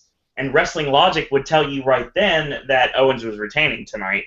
But then everybody was like, okay, this is going to be where Owens drops the title and he's off his game, but he's still able to beat John Cena 2 weeks later at Battleground. So You knew something was up when a certain move never showed up. yeah, not once. Yeah, I was thinking, after everything that happened, I was like, well, clearly that move's going to happen, and then the match will be over. Yeah. But it's like, that move didn't even happen in this match at all. What the hell is going on? Well, I mean, it was teased, and then it was I can't even say it was reversed. It never really was attempted. So, I mean, there was a counter out of it, and that was the only time it was even attempted in the match. Mm-hmm. Other than that, we got a good old-fashioned Prince Devitt Kevin Steen match. Yep. And that's the best way to put it. I mean, I know a lot of people frown on the fact of bringing up former names and former identities, especially when we're talking about WWE and everything, but the fact of the matter is, that's exactly what we got tonight. We got an old-school 20-minute Kevin Steen versus Prince Devitt match. And we're all happier for it. No doubt, no doubt. We are about to talk about it, and you know how I do here. Obviously, we're going to go right to the match. Chinlock! No. We're going to start. We'll start not from the chinlock this time. Okay, so no, I already talked about that actually. Can we just mention the flowers again? 'Cause there was some nice flowers. Yeah. They were very, very nice bouquet that was given to them by the ladies in the ring, and then of course Finn was like, "Thank you very much, arigato," and then next thing you know, Owens is like, forget this noise," and tosses it to the floor. When he did that, I was like so shocked, and I was just like, okay, he's really the best heel of our generation. If he's not, he's definitely the best one WWE's got right now. In a long time. WWE has nobody that touches Kevin Owens when it comes to being a heel right now. Especially after tonight. Yeah. Well, no, if he would have attacked Tatsumi Fujinami, it would have been even more of a heel, but that never happened, thankfully. I think there's a difference between being a heel and respect. Yeah. So Balor ends up hitting the shotgun dropkick, and he heads up top, going for the... This is right when the match starts. Hits a shotgun dropkick, he goes up top for the coup de grace, and Owens hits the floor. And basically, he changes momentum, and he does the flying body press to Owens on the floor. So this is how the match kicks off. Alright. As I have my one page of notes now, they're going to take me to the rest of the show. So the hesitation drop kick sends a seated Owens into the barricades. We went with that because they're fighting on the floor. Tosses him in, and Owens with the swinging Uranagi into the air raid crash for a near fall. And Owens bows mockingly to every single side of the crowd. I thought that was done very well. It was. Okay, so the chinlock. That's for you, Ashley. So Balor punches his way out. Owens cuts him off with a knee, whips him in, slingshot to a punch, and Owens just decks him, tosses him into the ring steps. Balor in at 9. He comes right in, and he gets the leaping back senton for a near fall, tosses him to the floor, and he says, "Everybody count." So Balor in at 8, gets a snapmare, and comes off the ropes. He runs with fire. He looks like he's going to boot him in the head or elbow him in the head or clothesline him. What does he do? Chinlock. Oh, that was a good cheap heat move. Yeah, it was. It was glory. That was old school wrestling right there, sir. Right, because he thought he was gonna drop kick him or something. Yeah. Did something else. I will say right now it's really interesting that he does that because that's like basically going in and when the fans are chanting boring, it's really annoying and we don't like it. So stop or you're going to get like 17 chinlocks in a match because if you chant boring, we're going to show you what boring is. Yeah. That's no lie. Owen says, "Are you not impressed?" Yells, "I don't know. I hate this stupid country and everyone in it," while he's got the chinlock locked on Balor. For a split second, I thought he was going to say, "Are you not entertained?" And I was like, "That's somebody else's gimmick, damn it!" Yeah, he's on the show. And when he said those words, that's when I thought he will not leave Japan alive. He doesn't have the Yakuza going after him, thankfully, so you're good to go on that. But still, the fans that were in the sumo. Not Pride FC that's going on. Well, think about it. The fans that are in the sumo hall, they seem a little bit more reserved than normal, like ravaging like Japanese wrestling fans that I've seen before. They seem a lot more polite. I mean, they were a WWE crowd, but they were a lot more polite about it. I don't think they would try to like knife Kevin Owens in the parking lot or anything like that. And no response from anyone. I'm actually. Sounds like a plan. I'm actually surprised he didn't say, hey, you people can't talk like Hideo Itami. Try talking English. Yeah, I brought that up when we were talking about NXT last week because it went by itself because obviously it was a live Impact. So the chinlock is still applied. Balor punches his way out. A forearm rocks Finn against the ropes. If he wouldn't have had the ropes up, he would have dropped. A whip-in is reversed, and a sunset roll-through and a front dropkick from Balor. A boot-in, a forearm whip-in chop. Middle rope, forearm for a near fall. A right hand, and they start trading punches. Ducks the right hand, and here comes shoulder block, proto-bomb, 5-knuckle shuffle. And Owens goes for the F-Sank, counter double leg to the double stomp.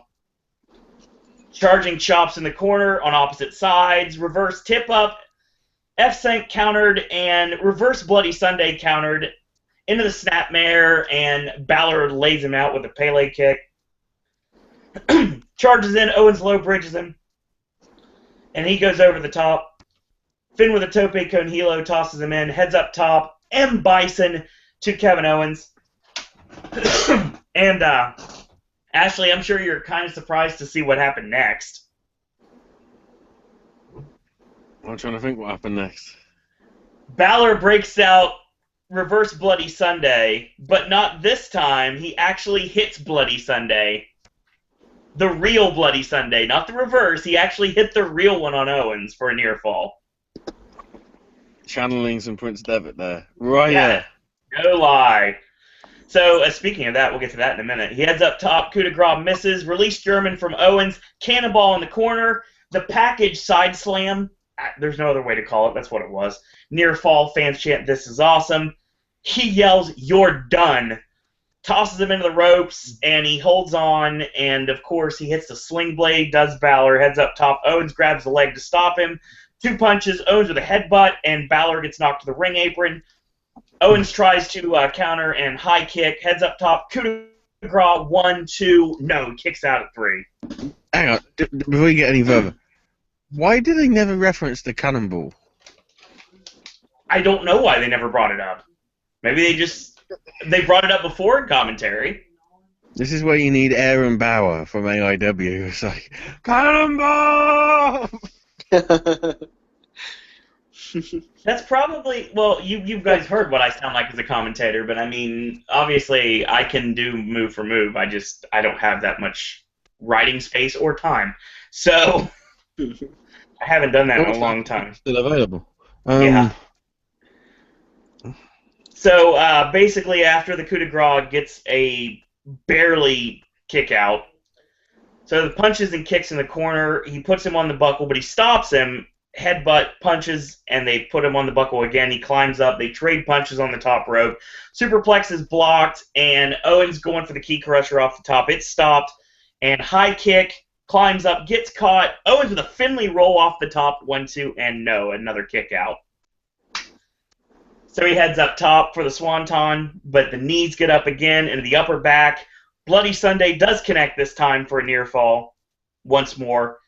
So I just want to say real quick, Owens' near falls are better than Cena's. You can't even expect them coming. yeah, I was reading earlier in my notes here. Reverse Bloody Sunday was at the first time. The falling, lifting inverted DDT. That was hit the first near fall. He actually hit the real Bloody Sunday this time, and he got a near fall out of that. So he charges in, eats Owens' super kick, and Owens with the sleeper suplex. Have not seen that in the WWE ring yet, and may not ever again. Yeah, that's proof it's Steen versus Devitt. It wasn't Balor versus Owens. No lie. He says, "You can't beat me," and he starts slapping him around to wake him up. And a straight slap to the face from Balor, a boot, and he tosses him off to the ropes. And he's going for the pop-up powerbomb as Owens, and it's the only time in the match he went for it. Balor leapfrogs over him and clothesline spins Owens like a top. Shotgun dropkick, hesitation dropkick, heads up top, coup de grace. 1, 2, 3. Finn Balor is your new NXT World Champion. I don't know if we forgot to mention it. We certainly didn't overlook it because we all saw the event. But can we just mention how that match before and after felt like an indie show with all the streamers? I can't believe WWE let that happen. It's Japan. It's tradition. Yeah, but I guess that tradition has come over. That tradition started in Japan and it came over to America. I don't know how many years ago, but it's just so rare to see that. It's extremely rare. You don't see that in WWE. You won't see it in WWE, but this wasn't Exactly. a WWE show, really. They don't supply streamers at WWE. Here, have your streamers when you get in the building. Otherwise, they'd just be John Cena streamers all day. Oh, Yeah. God. And these were all the John Cena colors, but shirt colors. Seriously, they really were. But it was just cool to see that, and especially Owens getting pissed off about it before the match even started. He's like, "I'm not wrestling until this all was cleaned up." It's just so funny. But that match, it was a match that didn't need any blood. It was just sweat and tears, and that match was just everything and more. 5 stars. Just a legit pro wrestling main event match the way it should be. It even tops Cesaro and Cena.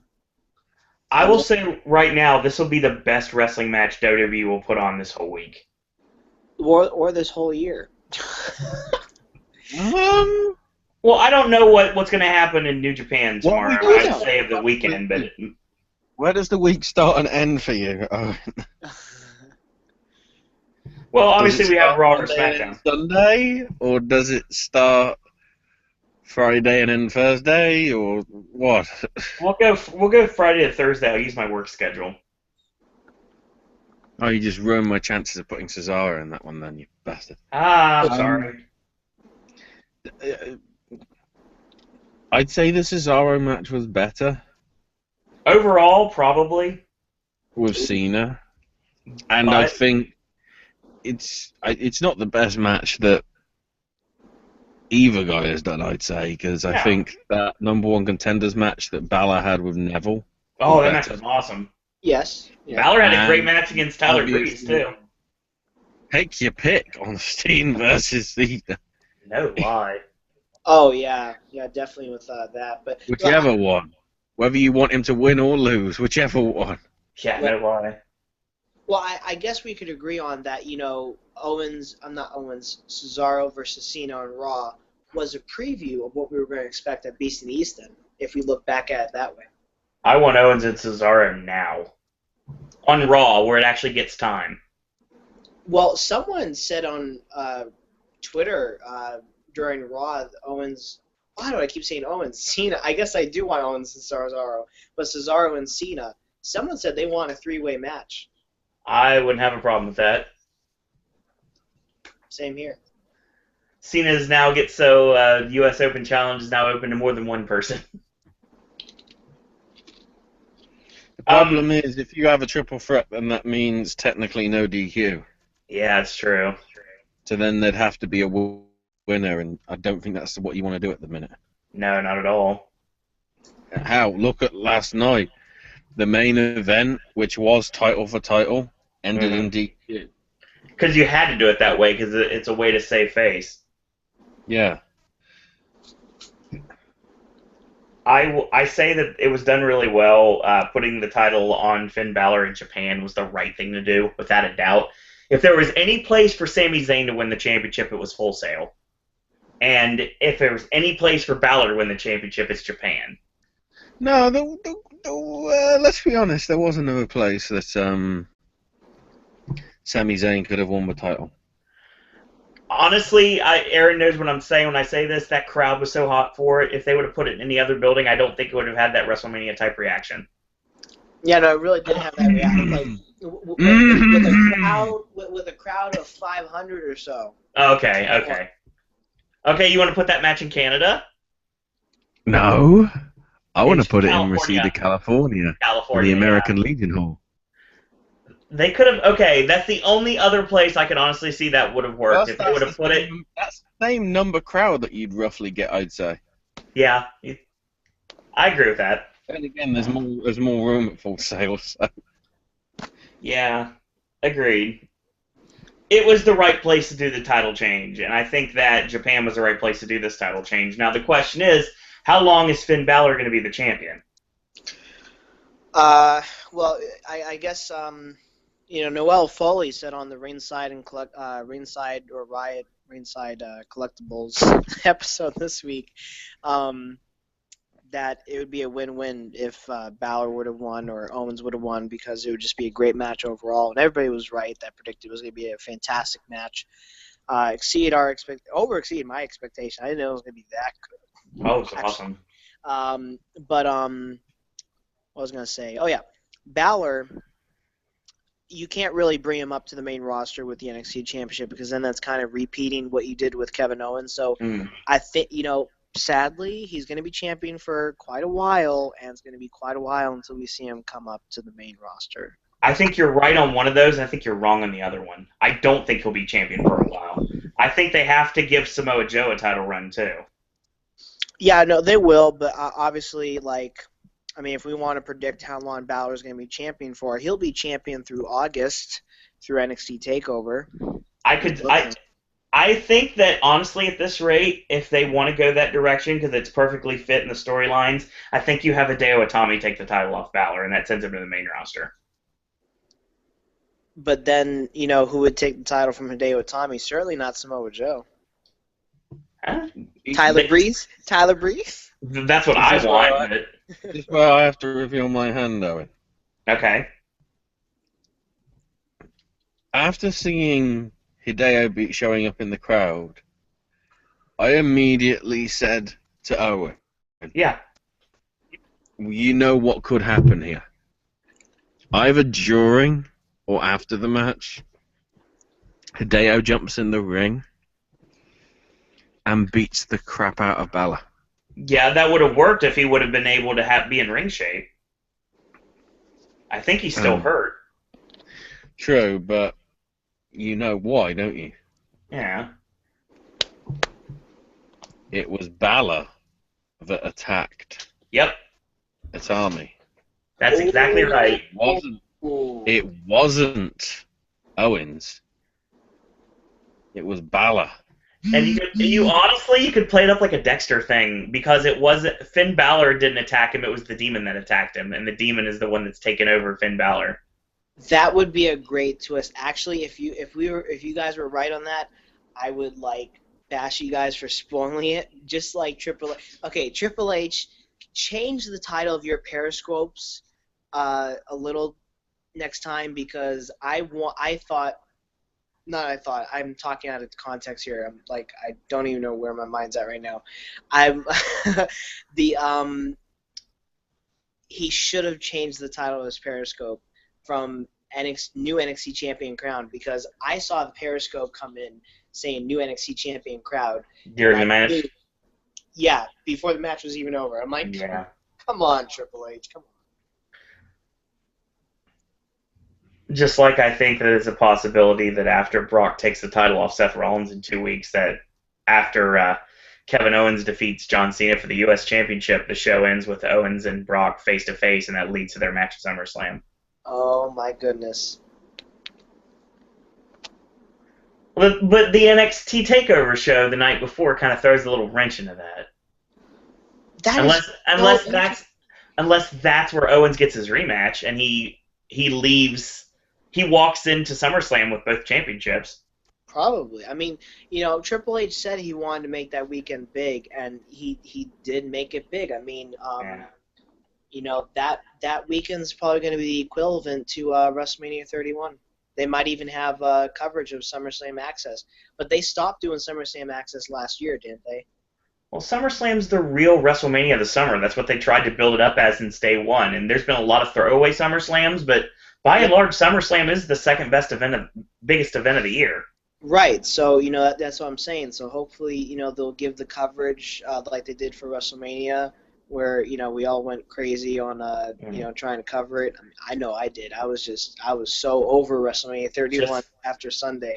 Just wait, man. Just wait till this year with the Pop broadcast team for WrestleMania. Yeah, a lot of things are going to change. Oh, okay. Should be fun. It'll be fun, but I'll keep my mouth shut until then. I'll be surprised. I will say right now that it was really awesome that they brought out Tatsumi the Dragon Fujinami, that they celebrated his career the night before the show last night.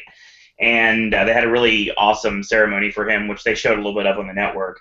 He came out after the match was over, and he basically congratulated Finn Balor in winning the championship, giving it more of a big fight feel to it, giving it more to the importance of the actual match.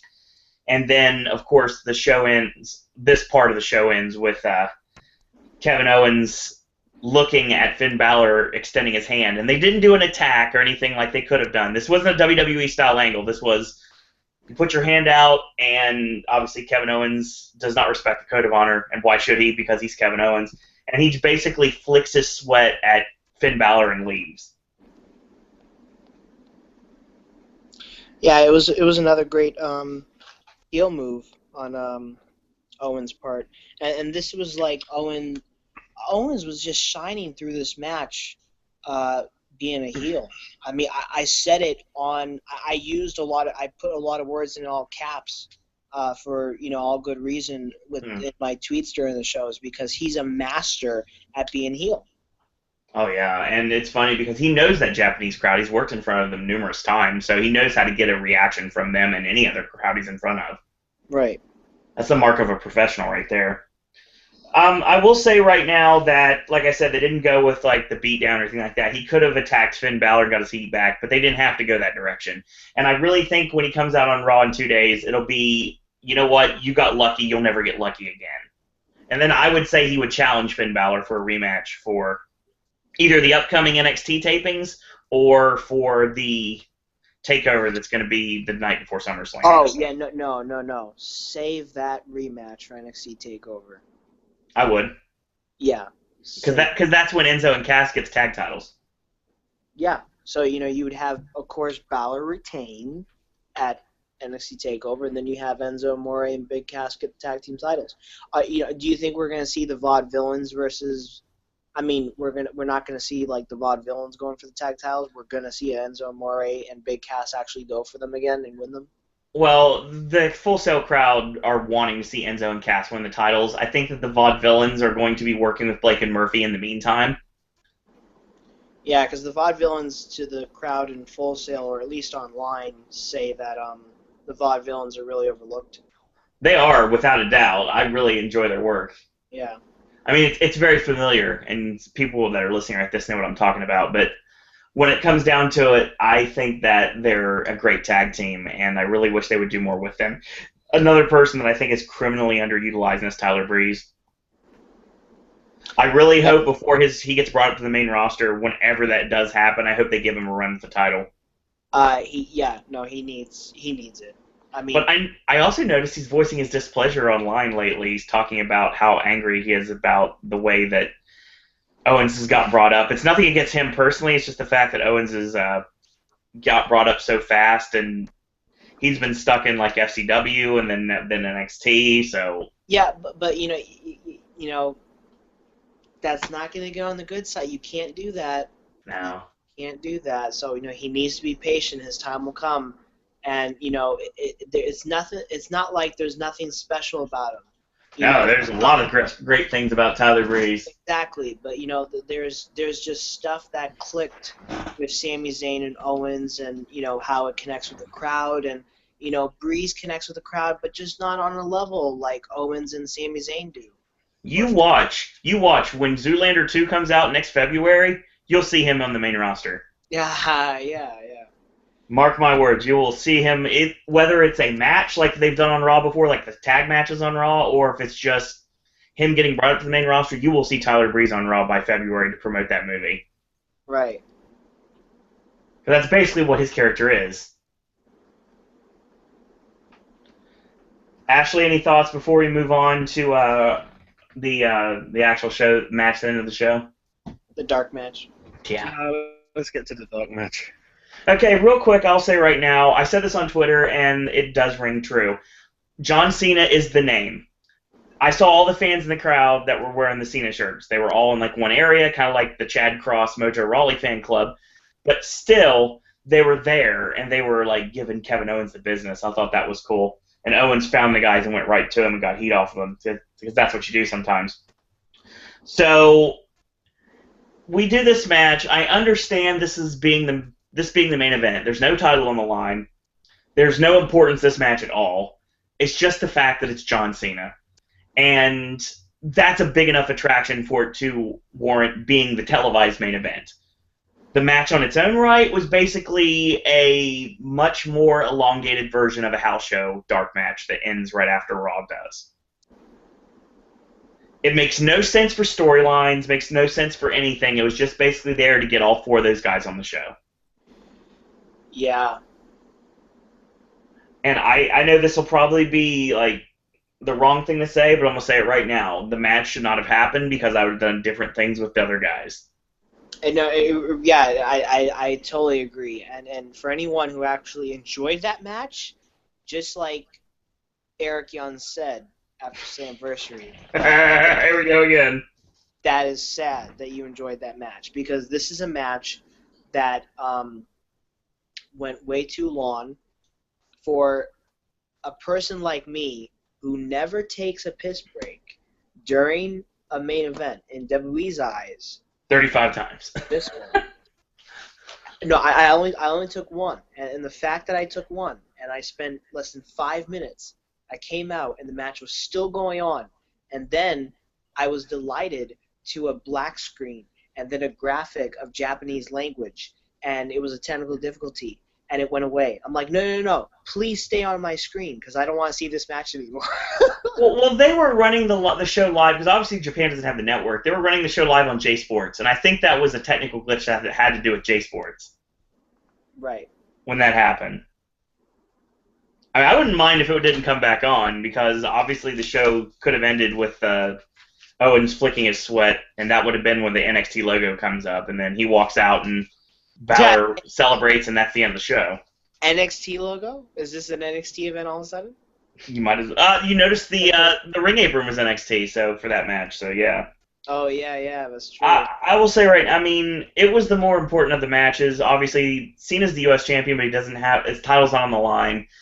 This is only done because he's John Cena, so that's the only reason the main event was what it was. I mean, it's not a terrible match, but it's something that's, number one, been done to death, number two, it was way too long, and number three, it made absolutely no sense for anything going on. Well, it was also just, it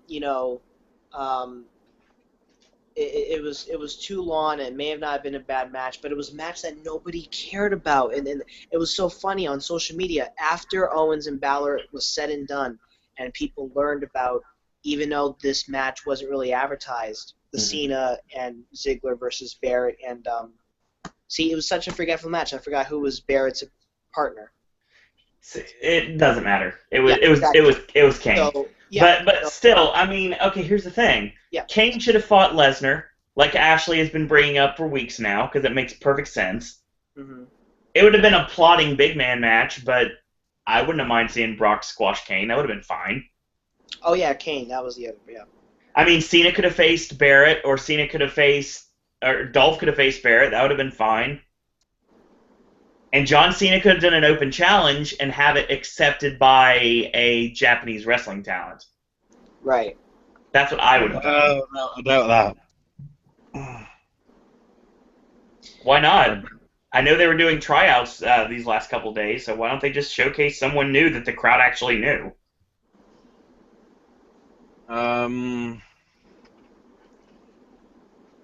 Because they're wrestling tomorrow, and then if they by freak or unique or whatever get injured, Yeah, okay, you got a point there. But still, I mean, who's up? Karuma. it could have been stuff. Yeah, I wouldn't have a problem with that. It could have been anybody though. The tag match made no sense. Is what I'm trying to say. Yeah. Right, and what I was gonna say earlier is that these tweets were coming in after once Balor and Owens was finished. Everyone said, "Okay, now I can go to sleep." Yeah. Match, and it was like my dad even walked out of the room. Like when Ziggler and Kane came out. He hasn't really seen Ziggler the best that Ziggler can do. But when John Cena and Kane came out, he was like, "Oh." He went to sleep. Yeah, I mean, but you don't have the luxury if you're us, which have to cover this live. So it's no getting back to sleep. It's like I got up at 5 o'clock this morning, and it was kind of like, okay, I have a good possibility I'm not going to be able to get back to sleep now. So well, I know what I was doing during that tag match. I was tweeting Triple H, Balor, and Owens, thanking them for that last match, and just continuously praising that match, tweet by tweet by tweet, and that brought me to the duration of the tag match. But the fact remains, the match should never have happened. I understand Cena being the main event. I mean, you could have put the U.S. title on the line against somebody if you really wanted to do that. We could have done Cena and Barrett. That could have worked, honestly. Yeah, good point. Or Cena and Cesaro again. Japanese crowd would have loved that. Gave it 25 minutes, let him go. That would have been great. Cena and Cesaro and Dolph and Barrett. There you go. Yep. Two guys Cena fighting. Versus Dolph. I wouldn't have a problem with that either. It isn't canon, so just go through it. There's no canon. That would be a great idea. You do Cesaro and Barrett in a rematch from last night's house show, and you take Kane off the show because he doesn't need to be there because technically he's in Hawaii for vacation. Oh my god, I saw a tweet from a fan on Twitter, and I was like, yes, he's supposed to be in Hawaii. Apparently, that was covered up that he's going to be going after the show tonight. So he's heading for Hawaii now. I will say real quick that the announcers in this match, like both Saxon and Cole, could care less about this match.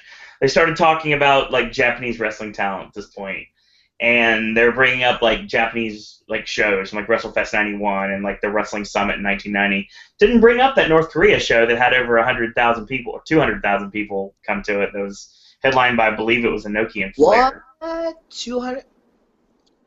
Wow. Yeah. Yeah, North Korea had a show a long time ago that had over 100,000 people in attendance. Vince McMahon's dream.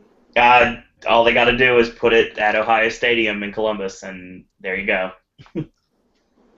WrestleMania in Columbus, Ohio. Make it happen. WrestleMania 33 in 2017 in Orlando. Yes. I think it'll happen too, honestly. Oh yeah. And maybe they'll have some place to go at City Walk to celebrate that, but that's another story for another time. I gotta save for that after Halloween Horror Nights. Yeah, no lie. This match was. I'd love to say this match was short and to the point. No, anything but. This match basically went way too long. I will say one thing: if he can get the copyright worked out for the actual merchandise.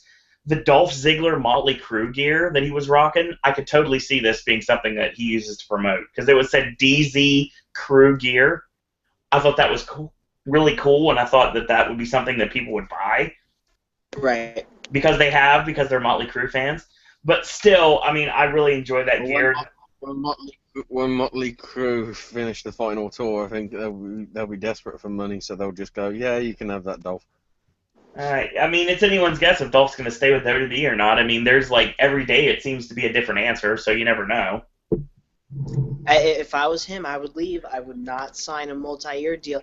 If they give him a multi-year deal, then that could mean two things. That could mean one more thing more than the other. It could mean like we want to keep you for multiple years because we want to build your character to become No. the champion that you are.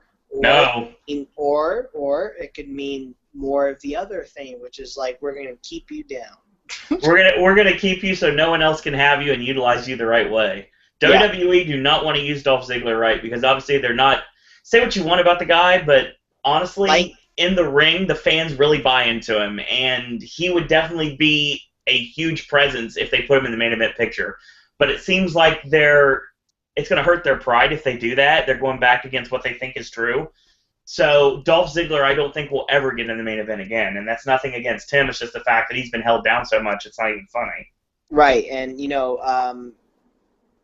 what was I gonna say? Oh yeah, yeah, he'll be held down, just like I want to say Bray Wyatt.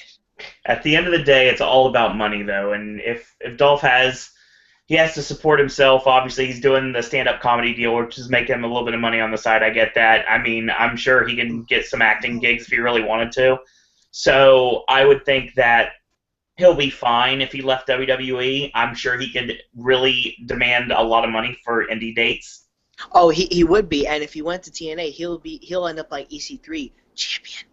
He would be great. I would say Whoa. if TNA was on a sorry PWI, it's still a world title right now.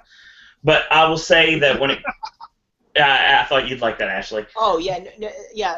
Quick mention. That's so idiotic. Like, does TNA really care that Pro Wrestling Illustrated is gonna stop recognizing it as a world title? TNA doesn't. Dixie does. Yeah, Dixie does. TNA and Dixie are two completely separate entities. This is true. This is very true.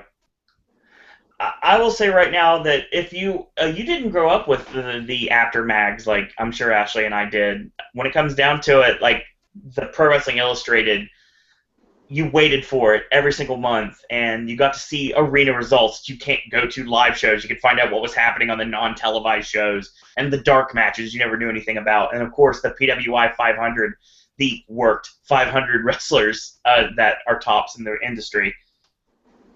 The Right. one that always made me happy, Ashley, was the time that Dean Malenko was given number one. Mm. That was the greatest thing in the world to me back when I was a kid. Well, the question to me is wrestling fixed? I'm glad you used the word fixed instead of fake. Oh, is wrestling fixed? I know the PWI 500 is. Well, I didn't know it was broken. It's been broken for a long time, sir. Cheap plug for Bill Apter's book coming out later this year. Yeah, exactly. He's still the office wrestling champion too, with his figure 4 leg lock. So Yeah. thought I'd bring that up because that's a joke that Aaron most had people... better be aware of it. We're gonna book Bill Apter to go around to his house next week. Awesome. What? What the what? The murder wasn't paying attention because it's 10:15 in the morning. No why? God, I'm probably gonna eat an early breakfast. You were That's watching. true. You were watching Aaron not paying attention on Pop. No, seriously, the aftermags were like a big part of my childhood, and I'm sure they were part of Ashley's childhood too. So PWI actually meant something, and basically they're one of the last wrestling magazines that exists. Like you had WoW for a while, which I loved WoW. I thought WoW was an awesome magazine. Then it went to UK only. They changed their name, and they had some of the same content, but it wasn't exactly there. WWE magazine kind of went by the wayside. There used to be a Raw magazine a long time ago that Vince Russo pretty much worked on, and that was fun while it lasted in the Attitude Era. But yeah, the aftermags were really important, and for PWI back in the 80s and 90s to not recognize your championship as a world championship, that's kind of a kick in the nuts, basically, for the company.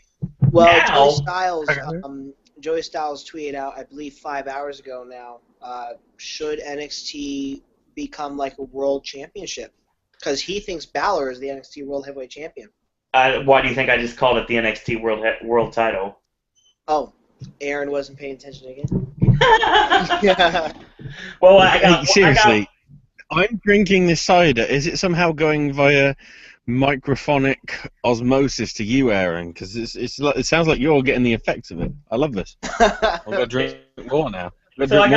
So I got one guy who's drinking like alcoholic cider and he's getting everything I'm saying wide awake and alert, and I got another guy who's just drinking ginger ale, just chilling out, and it's like 10:30 in the morning, and he's like, Or it's like I've been seeing like page screenshots from Beast in the East like so much on my Twitter feed right now. Oh, you sick bastard! Wow. You sick bastard! No, it's these followers. Like there's nonstop page in my feed right now. Well, that's not I blame the followers. You Well, They're sick the ones bastard! posting it. I'm just favoring them. I'm not retweeting them. Oh That's yeah. just as bad. That's just as bad. Yeah, I got a tweet from like an NXT fan nation that they were watching the podcast tonight, so. Oh, good. I follow them. Shout out to them. And also shout out to Acer as well for continuously spreading the word about the podcast. I don't think he's awake yet, so I have a feeling that he hasn't really mentioned this one, but he has like been able to continuously put over the other podcasts that we've done. So shout out to Acer. Screw you, Ace, for being asleep. Boo! We got up early. Ashley got up. Well, it's pretty normal for normal people to get up. Ashley's up now. I normally get up at like 7 o'clock at night in my local time, so it's like, huh? Our listeners better feel special. We got up for you. Are you not entertained? And apparently we're not getting a game with Ash this week, so this is your Saturday video. So. Yeah, this is your game. Well, this is Game with Ash. I'm having enough fun playing a bloody about with Aaron. Pay attention. I like how the cider that you're drinking is affecting him. That's even better. So, yeah, the main event pretty much ends with finishers galore. The same spot that Cena does every single match. Shoulder block, Predator Bomb, 5-knuckle shuffle. Super kick to Kane from Dolph, AA. The Bullhammer's ducked, and Barrett eats a super kick, which Dolph was way too close on, by the way. And AA for 1, 2, 3, and that's the end of that. Cena and Dolph celebrate, and this is how we're going to go home on the July 4th show from Tokyo. But it is not to be, because as John Cena music plays, you see one final graphic of Finn Balor celebrating with the NXT Championship. Ron Image, not Balor, I'm just saying Ron Image and Ron match to end the show with. But yes, end the show off with an image of Balor. You can see why they didn't advertise the main event of this. They didn't advertise it. They did not advertise who Brock's opponent was. Not really. They never once mentioned it. No. Until it was too late. You're already in. Although, to be quite honest, the best bit was, and this is proof that this is now no longer people shouting, their dislike at the man. Mm-hmm. Even Tokyo was doing partially John Cena sucks stuff. Yeah, it's entertaining because it wasn't something that you were expecting to come either. Yeah, at Tokyo I thought it was going to be like either silence or just cheering. But they were actually partially doing John Cena sucks. It could have been the international fans that were there. If so, they're idiots for flying out or whatever. Yeah. And again, if they're there for New Japan as well and making a weekend of it, that's pretty smart. That's my guess, honestly. I have a feeling they did a package, not necessarily a put-together package, but they're going to multiple shows. Even some of the Japanese people were doing it. So basically, we're now doing it for the sake of doing it. It's not because of the feelings that people have towards him and the fact that he's been endlessly pushed now. Yeah. It's just because, this is the trend. All the kids that were doing Let's Go Cena are now going to be doing Cena sucks and the John Cena sucks thing in the intro because it's the trendy thing. Yeah, they were doing that tonight too, and Japan was the last place I would think they would actually do something like that. But when Cena's music hits, they were doing the John Cena sucks. So, I mean, it's universal now. It really is. Universal? Horror And Night. building new rides and attractions is Universal. Now, I got excited there for a second. I am paying attention. I was just joking. not Oh, then you're paying attention when it involves Universal. not You bastard. not 20th get- Century Fox are sending me a legal waiver right now. Oh God! Not sent now. Also, not closing most of your entire park and still charging $100 for it, like they're doing with Hollywood Studios. That's not Universal either. But Oh! yeah, I'm not happy with that. If you want to hear my displeasure on Twitter, you might get a vlog of randomness somewhere down the line. We'll see what happens with that. Wow. I'm not happy about. I'm not happy with what's going on with my precious Disney right now. I would like to definitely see that podcast. No, vlog randomness, because I could imagine the thumbnail image that you would use for the video. Just a grumpy look on your face. Yeah, Grumpy Owen cat. Aaron's screwed because he can't take his Tyler Breeze selfie stick into Disney anymore. No, you can't, because they will escort you to your vehicle. Are you saying I have a selfie stick? I don't have a selfie stick. Selfie Oh, sticks are come now on. banned from the If there was a park. Tyler Breeze selfie stick in an NXT show, you buy the crap out of that. WWE merch, get on it. No, I bought the crap out of the Sasha Banks glasses though. That cost me my full gift card I was going to use for an NXT ticket in September. God damn, $15.96 for the glasses. Thank you, Acer, for tweeting out. Even though I missed. Him, yeah, he's awake. He's in the hashtag WWE, hashtag Beast in the East. I'm watching the Popcast live as in airs when I got up. Thank you, Acer. Much appreciated. Yes, we're so hashtag loud, we're Grumpy waking Old Cat, people up. We're so loud, we're waking people up. I love this. We'll be louder now. Wow. Oh my. Okay, Acer, on the feed right now, on the live chat that Yes. he's using, he basically said, I'm awake like 30 minutes ago and listening to the WWE Beast in the East podcast, so screw you too, fellas. Thanks for putting me over, though. I need Twitter followers. Japan fans getting into the John Cena sucks act. Hashtag Grumpy Owen Cat. Really? Yeah. Grumpy Owen Cat is what you guys got out of that. That's great. He coined that hashtag. So, Owen, you really need to make a video about Disney videos now. Oh, trust me, it's coming. I gotta wait to a video. I gotta come to a week, and I honestly don't have any content. Then I'll throw it up. Check out Acer on the Twitter at Acer1337. Yes, in a row, and you can check that out. Acer's the jam up guy, and he definitely knows what he's talking about. He promotes all the various wrestling podcasts all across the internet. Everything from Wrestling Reality with Justin LeBar all the way to our Popcast. So, yes. And even the person that's randomly calling on the phone right now at 10 o'clock in the morning, that I'm sure can hear that on the Popcast. My apologies. I don't pick up the phone in this house. Now. Yes, that sounded more melodic than the doorbell. Oh my God, doorbell is hilarious. The doorbell's the highlight of the podcast. No. I will say right now that we've had an amazing time discussing way too early today, but we had an awesome time talking to all of you. This is what happens when you get people up at the wrong time of day. You get a 2.5-hour show. Yeah, no lie. And think about it from this perspective. And I'm going to end on this because I have something to say. Okay. All right. WWE, I got a feeling somewhere down the line you're going to listen to this. And I don't know how, but it's going to happen somewhere down the line. Someone's going to get it to you. I know someone that works in Stanford, so you never know, maybe. Whoa. And when it's all said and done, you're going to listen to this. And I'm going to leave everyone with one simple piece of information. I understand contracts. I don't care anymore. I understand contracts. I don't care anymore. I'll turn to Johnny on you guys. I'll go into Rusev mode. Oh my God! No, oh my God! I just gotta say. You tell me Rusev's not Tommy Wiseau out there when he's cutting his promos. Oh my God! No, on SmackDown he was like, no, Lana, only Samurai. It was just the funniest thing. I don't know why I found that so funny. It's tearing me apart, Lana. So.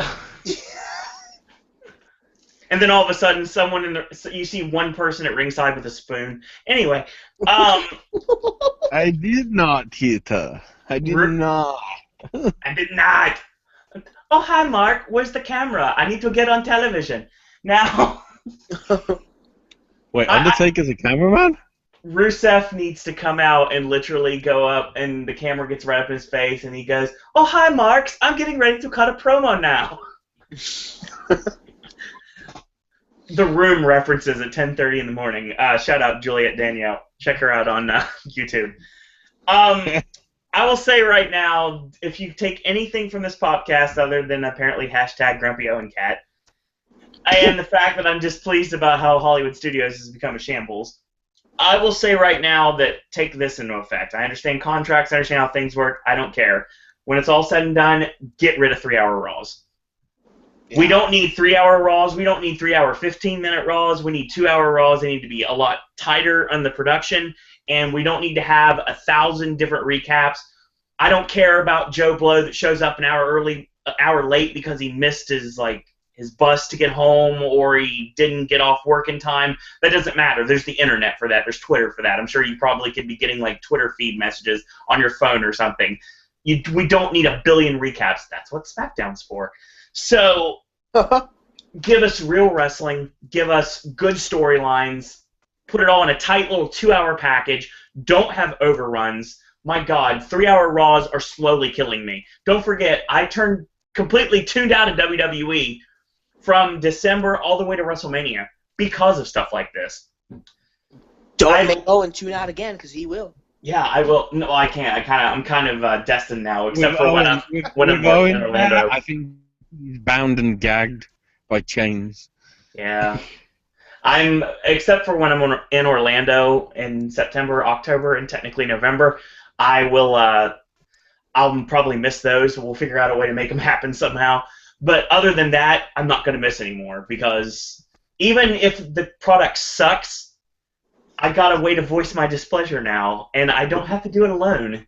And people are actually listening to us on a weekly basis, and I'm going to continue to do that. And maybe eventually they're going to change things.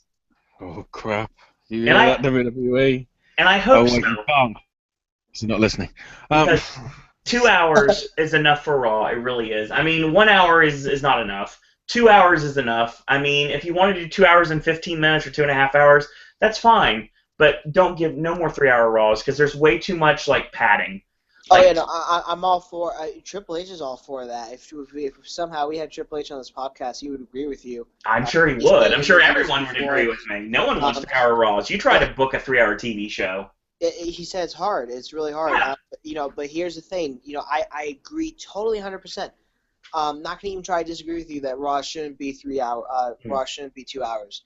But if it goes back to 2 hours, then the state of the Divas division and the length of the matches that they get, you'll barely get any Divas matches when you go 2 hours. You'll get even shorter matches, guarantee it. Well, the way that they book it. You can't go much shorter than what we have already, honestly. So who cares about Mr. Robot?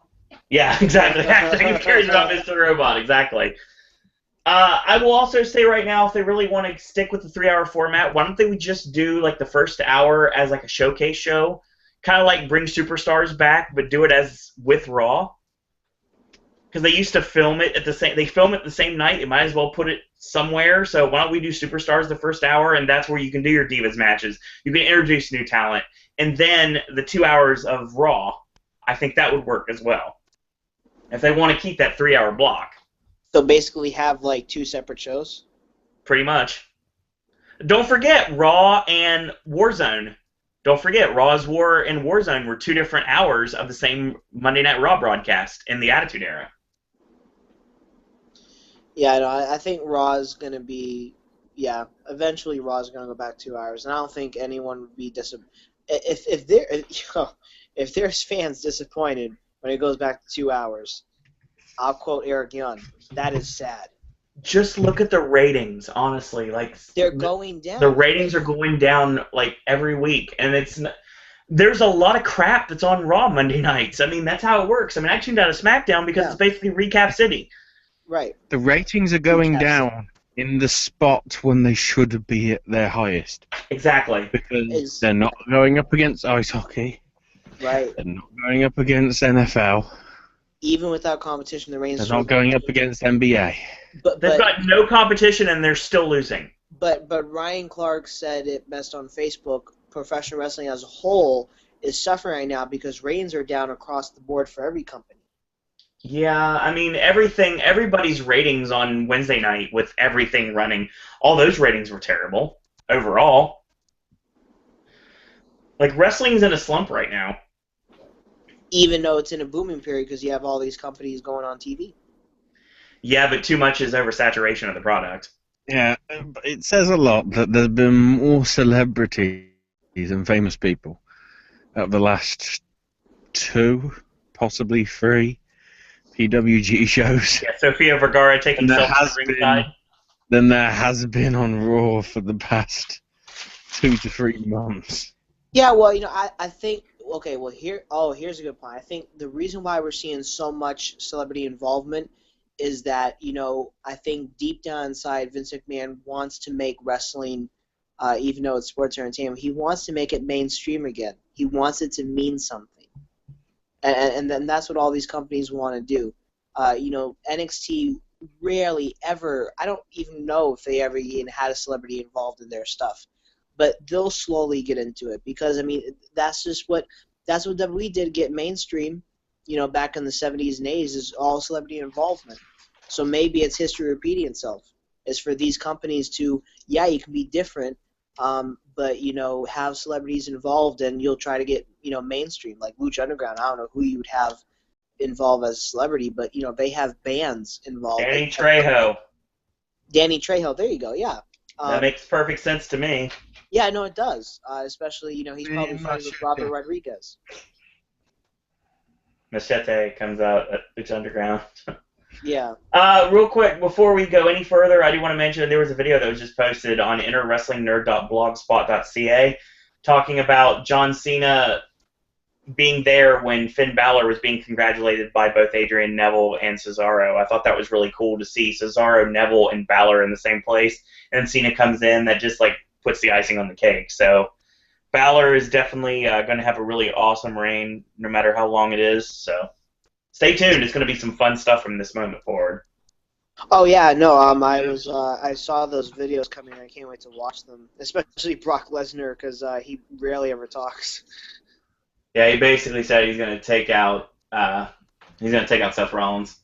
I will say right now that I have a feeling, being the fact that you're looking at the length of this podcast right now, and you're probably thinking that we talked a lot about it, and it was only a 2-hour show, and we've got 3 hours plus to talk about on Monday night. I got a good feeling that podcast is not going to be as long as this one.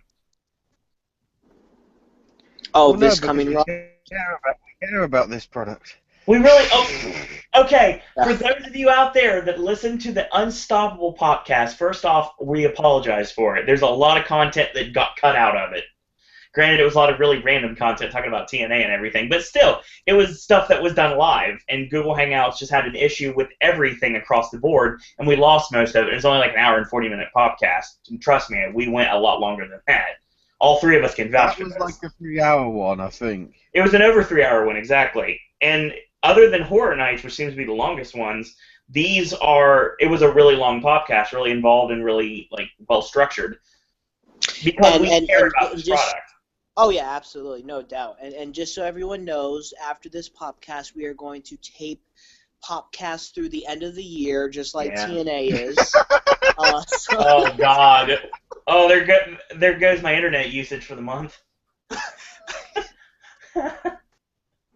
When you see the word Popcast, you will never see something that's not live. Mark my words. If you're watching it on archive, that's one thing, but there will always be a Popcast. It will always be live. Oh yeah, absolutely. Yeah, definitely not like TNA way, but TNA way is not the way. But anyways, when on a quick note, when I noticed that, and I guess it's rumored now, but if the episodes are through the end of the year. I'm gonna be confused as hell when I go to those tapings. I'm not gonna know what's gonna go on at all, because they already tape out of place. Well, that's the idea. They don't want anybody to know anything. I think the pay-per-views are done. Go ahead, Ashley. I don't want to cut you off there. Yeah, that's really a case that it seemed like, they did this pay-per-view just to tell everybody we're not doing pay-per-view ads anymore. Sorry for taking $50 off you in HD.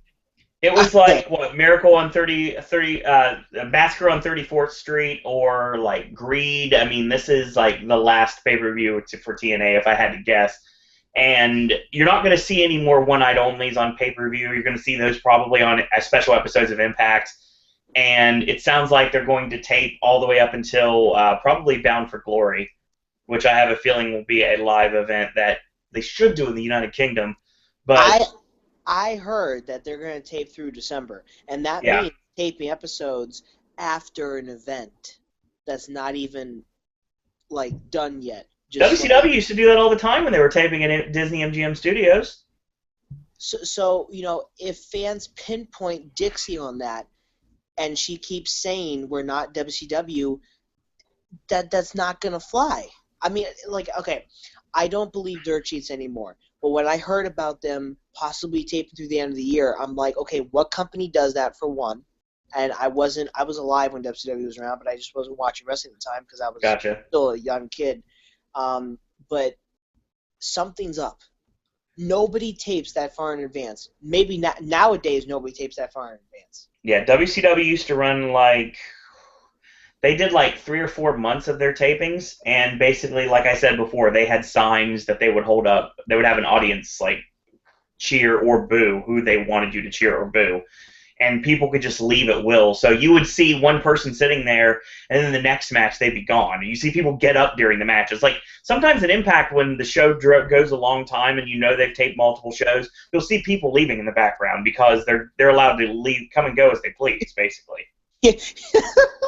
I was going to say, you might see me leave some of these episodes that they're going to tape in a couple weeks, throwing my hands up in the air and saying, I give up. I don't know what's fucking happening now. Make sure you take 5 T-shirts, remember?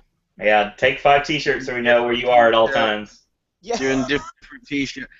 Being different T-shirts for different segments, so we're literally, see if they get the continuity. It's like, well, we've got to put this segment in this week because the bloke behind is wearing the same T-shirt. Oh, my God. Oh, that's brilliant. Aaron's going to cause editing to TNA. That's going to be fun. Especially like with new production directors. Remember, Steve Small left. He's a good friend of mine, Steve Small as well. Yeah, and also the VP of the company left too. So that's not a good sign. Yeah, no, but you can't say that though, because these dirt sheets are making it sound really terrible. They're bringing new people in, new blood into the company. It happens everywhere, whether you're wrestling or just a business corporation. Yeah. But so it's going to bring new blood in, but I don't know. Tape at the end of December, I just think there's something wrong. TNA is not going to admit it, and I don't know. Something is up in that company, and something's not right. Or this is just really their darkest chapter in a long time. In a series of dark chapters, unfortunately. There's not been a lot of light in TNA. I wouldn't say it's their darkest chapter. No. I was going to say, Victory Road. Take your pick of to which one. I don't know. Seeing Cheeks at in Nashville and then going to Lollipop in a cage. I mean, that was pretty bad. Puppet versus Tio in the hardcore match for the midgets. Well, that's what it was called. It was called a midget hardcore match. That's what they promoted as such. Whether it's correct or not, it's still. Well, my dad made me laugh because when I told him what's going to happen on the next week's Impact episode this coming week, EC3 is going to defend the title 3 times in one night. Yeah, he is. And I'm excited about this. Yeah, I'm excited about it too. See how it's done, and see if the rating falls again because of it. No, but when I told my dad about that, my dad's like, "Why does he have to wrestle 3 times in one night? It's because there's nobody else left. They all went to GFW." That's a story. That's a storyline. Yeah, that's a storyline. Thankfully. Yeah. I'm interested to hear Pretty Peter Avalon's opinion on it. Yeah, no lie. My good personal friend Dean Baldwin might have something to say about that too. I don't know about you guys. It was really awesome to see Seth Rollins congratulate EC. Yeah, that was cool.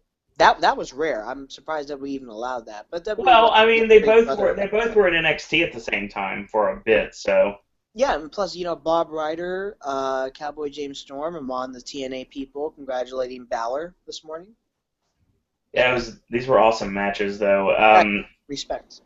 If you're watching Beast in the East and you just want to watch, like, skip to the good parts, Jericho and Neville was really good, and obviously Balor and Owens was really good. Everything else, if you want to see the Brock squash just for curiosity's sake, it's not as bad as you think it would be. It's not as like heavy hitting as much as you thought. I mean, it was still 7 seconds. yeah, exactly. It was still a squash, and they still squashed the entire New Day afterwards. But I mean, it That was wasn't the as best brutal.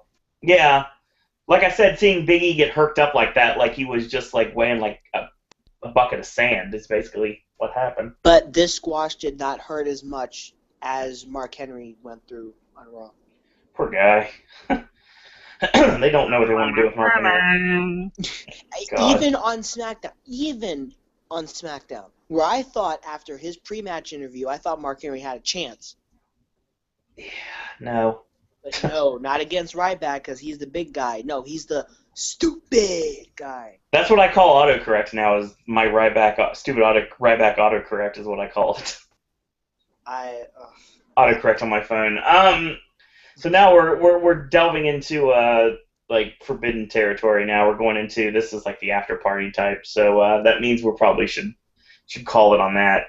Like I said, watch those two matches. If you have curiosity to see Brock and Kofi, watch it. The Divas match, it was serviceable for what it was. The main event, Paige was in it. the main was too long. Like if you're a Cena fan, I get that, but it was just too long. Like formulaic tag match, it went way too long. I'd love to have seen the opening matches. Those have been fun. I don't think they're going to show up on like any like special edition of the show or anything. They probably won't even film. They probably just for the live crowd. But the show, like I said, we're talking about it for. You see how long we're talking right now, so we obviously enjoyed the show, and we didn't have to get up at 5 in the morning or to get up in the middle of the afternoon or the beginning of the afternoon in this case, depending on where you're watching this, in order to do this podcast. But we did because we wanted to discuss this show because we thought it was very important and probably going to be a lot more enjoyable than what we're going to see on Raw Monday night. But who knows? I might get surprised. 2 weeks till Battleground. We got to flesh out that card completely. And we're building towards, obviously, the Battleground pay-per-view in 2 weeks. So Yeah, we have to flush out that card quick before Raw gets flushed again. And then we've got SummerSlam coming in August, and then we roll into TakeOver in SummerSlam in August, and then September obviously brings Night of Champions and Halloween Horror Nights. So we got a lot of stuff to talk about on the podcast. Yeah, you know it. And more Horror Nights news when I get some, which means once we get any, it'll probably be another podcast coming up very soon with the normal suspects, obviously, Tristan, James, Aaron, HNU, Aaron and Vic, and probably John, and maybe some other special guests. Once we get that out, I'll let you guys know. But that's what we've got for today. I want to thank you guys and girls out there for joining us live, and also thank you for joining us in archive. We appreciate the views lately. Since we started doing the Popcast, the numbers here have been going really well. Our ratings are doing really well. If this was a televised show, this would be really good ratings for us right now. Don't look at the viewers. Look at the views on the YouTube videos, honestly, because we're actually doing quite well considering what we used to do. So Yes, we're slowly developing a fan base. absolutely. And I'll even defend us, just like Dixie says. It is not about the ratings, people, or how many people tune in live. It's about the DVR. Our DVR numbers are great in our That is true. Our DVR numbers are awesome. Look at the Raw Popcast. They considerably get like 200 hits. I mean, that's not that a lot for some things, but for us, that's pretty big. So getting 200 hits on something that's not as known as other things, I think we've got a nice little audience. And we appreciate every single one of you joining us every single week here on Pop, whether it's Popcasts or Vlog of Randomness, which I said it'll come back from sabbatical soon, whether it's Versus or AJ's movie reviews, whether it's Gaming with Ash, whether it's the newest info from Halloween Horror Nights, or whether it's anything in between. We want to, including obviously Sip and Snack and the other original segments on this channel. We want to thank you guys and girls out there for joining us continuously and continuing to support the Popcaster revolution, which has a new rebirth thanks to obviously the two gentlemen that I have joining me tonight, both Mr. Entertainment, Aaron, and Ashley. All the pleasure's all mine. So, as always, real quick programming note, it is Saturday, so like Ashley said, this is your Gaming with Ash, technically. This is your Ashley content for this weekend. Tomorrow... I can't help it that those gaming people can't be bothered to do anything. I know. Are you... I actually paid attention last week and decided to pull games and, screw up on stuff. But this time you're like, meh. Are you have something in mind for next week, or do you know yet? Depends what happens. Depends if I'm guessing something tasty might get announced next week. Hopefully. Nice. Hopefully. Just hope, beg, borrow, steal. I don't know it. I don't know. I think it would be quite insidious if something doesn't make me scream next weekend. I'll just say that much. So, oh my God! It was 2 in 1 sentence. My God. And I guess if you don't know, then you don't know Jack. So that's what we've got for this week. And once again, I want to thank Ashley for joining us. You can check out Sticks and Flicks on the SNS Radio Network, as well as the whole Indie Show. They are taped for this weekend, and they're currently available to be listened to. Ashley, you have anything to promote for next week's episodes? Well, it's the anniversary, so we might be doing something special. Cool. Possibly. Depends what's going on with schedules and everything, because there's a lot of stuff happening over the next couple of weeks. So, for once, it's actually going to be a packed show. Sounds good. And Mr. Entertainment, obviously, you can check him out on @MrENT92, and you can check out Ashley at @AshIsMyNameUK. Mr. Entertainment also has a plethora of different social media networks that he is a part of. Read off the laundry list, sir. Yes, on Instagram and Facebook, like the page there. But also follow Instagram both at Mr. Entertainment 92, Vine, Wrestling Amino, and live stream at Mr. Entertainment. This week I hope to be seeing, I got these passes at 5 o'clock this morning, 30 minutes for Beast and East came on, The Gallows, which is oddly enough, July 6th, so that's coming up very fast. And hopefully I'll be going to Universal this week, which would be very exciting. And note to my Twitter followers, new followers, I can't follow anybody anymore because I reached the limit of following people. Evidently on Twitter, you can't follow more than 2,000 people, which I did not know. Interesting. Did not know that either.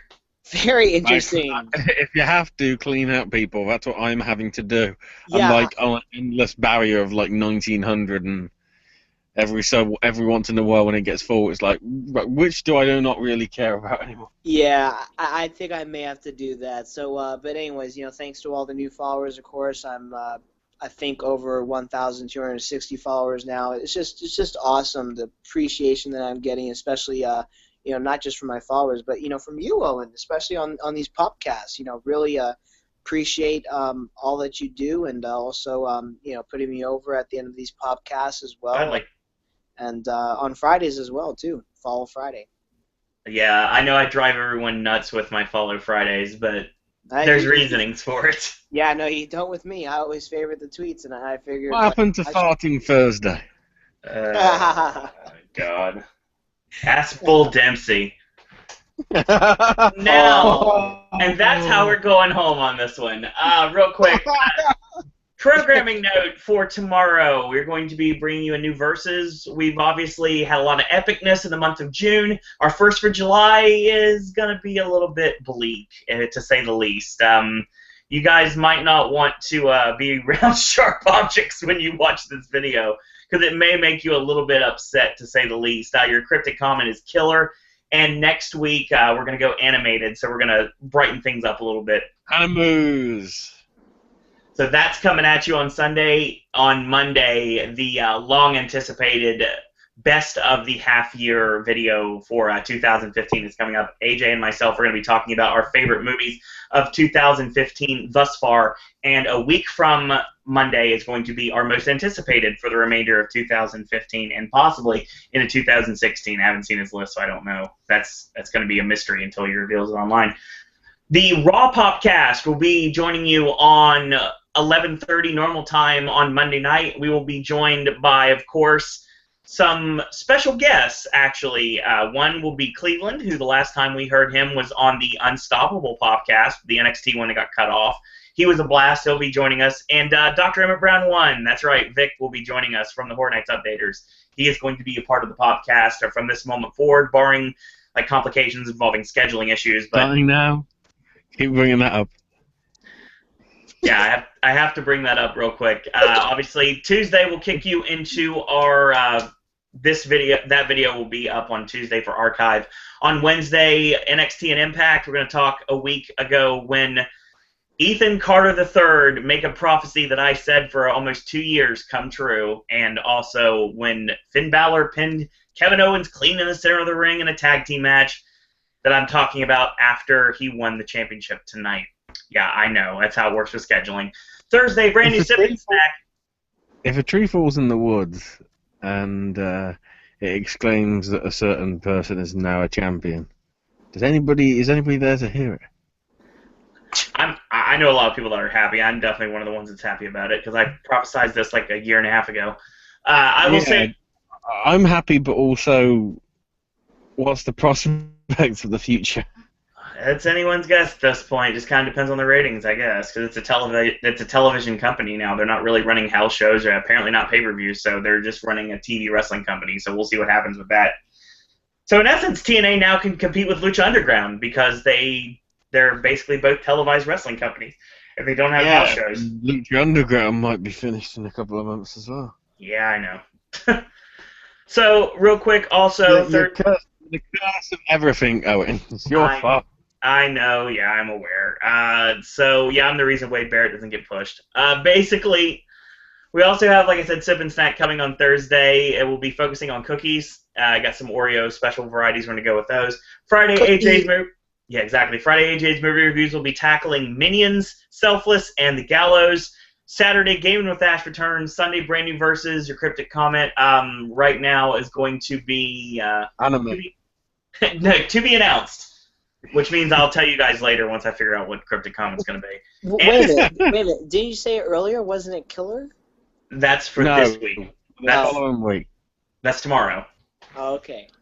Following week, stay tuned for that. Obviously, it's going to be fun. It's going to perk you up after this video that comes out brings you down. If you haven't found out yet, we are currently on moviepilot.com. You can check out Gaming with Ash as well as Halloween Horror Nights news. AJ's movie reviews and verses, they're all available on Pop via the moviepilot.com/Suro and Disney. Check that out if you'd like to. The views go directly to the YouTube channel, so you're going to help out either way. If you like what you're hearing, you're more than welcome to like our Facebook fan page. It's under Suro and Disney Pop, or search for Suro and Disney and Pop. And while you're there, you can friend request me at Owen Disney if you'd like. You can follow me on Twitter, become a part of my Follow Fridays craziness, and that's at Suro and Disney. And real quick, Halloween Horror Nights news coming soon. Mark my words. So, also, last but certainly not least, you want to send your thoughts, comments, queries, and opinions. You want to talk WWE with me, TNA. You want to talk about wrestling in general. Talk about my time in the wrestling business. You want to ask me questions that will go to AJ or go to Aaron or go to Ashley, and you can email me that way. Or if you'd like to ask me trip questions, Universal questions, Halloween Horror Nights, Disney, you want to ask me anything like that, you're more than welcome to do that. Or for a minute, I thought you said trick questions. Yeah. The last things I normally read off before I finish this long outro would be the fact that obviously if you are interested in becoming a popcaster or becoming parts of these popcasts, whether they're wrestling podcasts or Halloween Horror Nights podcasts, you can get at me. And finally, if you are a theme park or wrestling podcast and you'd like Suro and Disney to be a part of your show, you're more than welcome to shoot me an email. All of this can be done by suroanddisney@gmail.com. So, in the meantime, I want to thank you guys and girls out there for watching. Thank you, Ashley and Aaron, for joining me. And thank you, everyone in the chat room. And thank you, Acer, for continuously putting us over. Any parting words from Aaron before we go? It was great, a lot of fun. This will go down in history as one of the, in my opinion, best events WWE Network's put on, and one of our best podcasts I think we've ever done. Yeah, it's somewhat making up for the Unstoppable podcast a little bit. Yes. Ashley, any parting words? I'm trying to think of a speech that's 6 minutes long, so this goes 3 hours.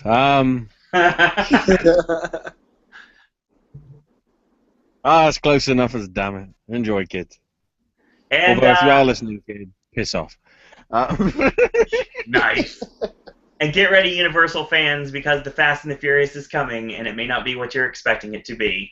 That's going to be my parting words for the night. What? And I want to thank you guys and girls out there for watching. And we'll join you guys at 11:30 on our normal Raw Popcast. And until tomorrow, boys and girls, that's all we got to say about that. Happy 4th of July. Happy 5th of July, in case you're watching this on the 4th.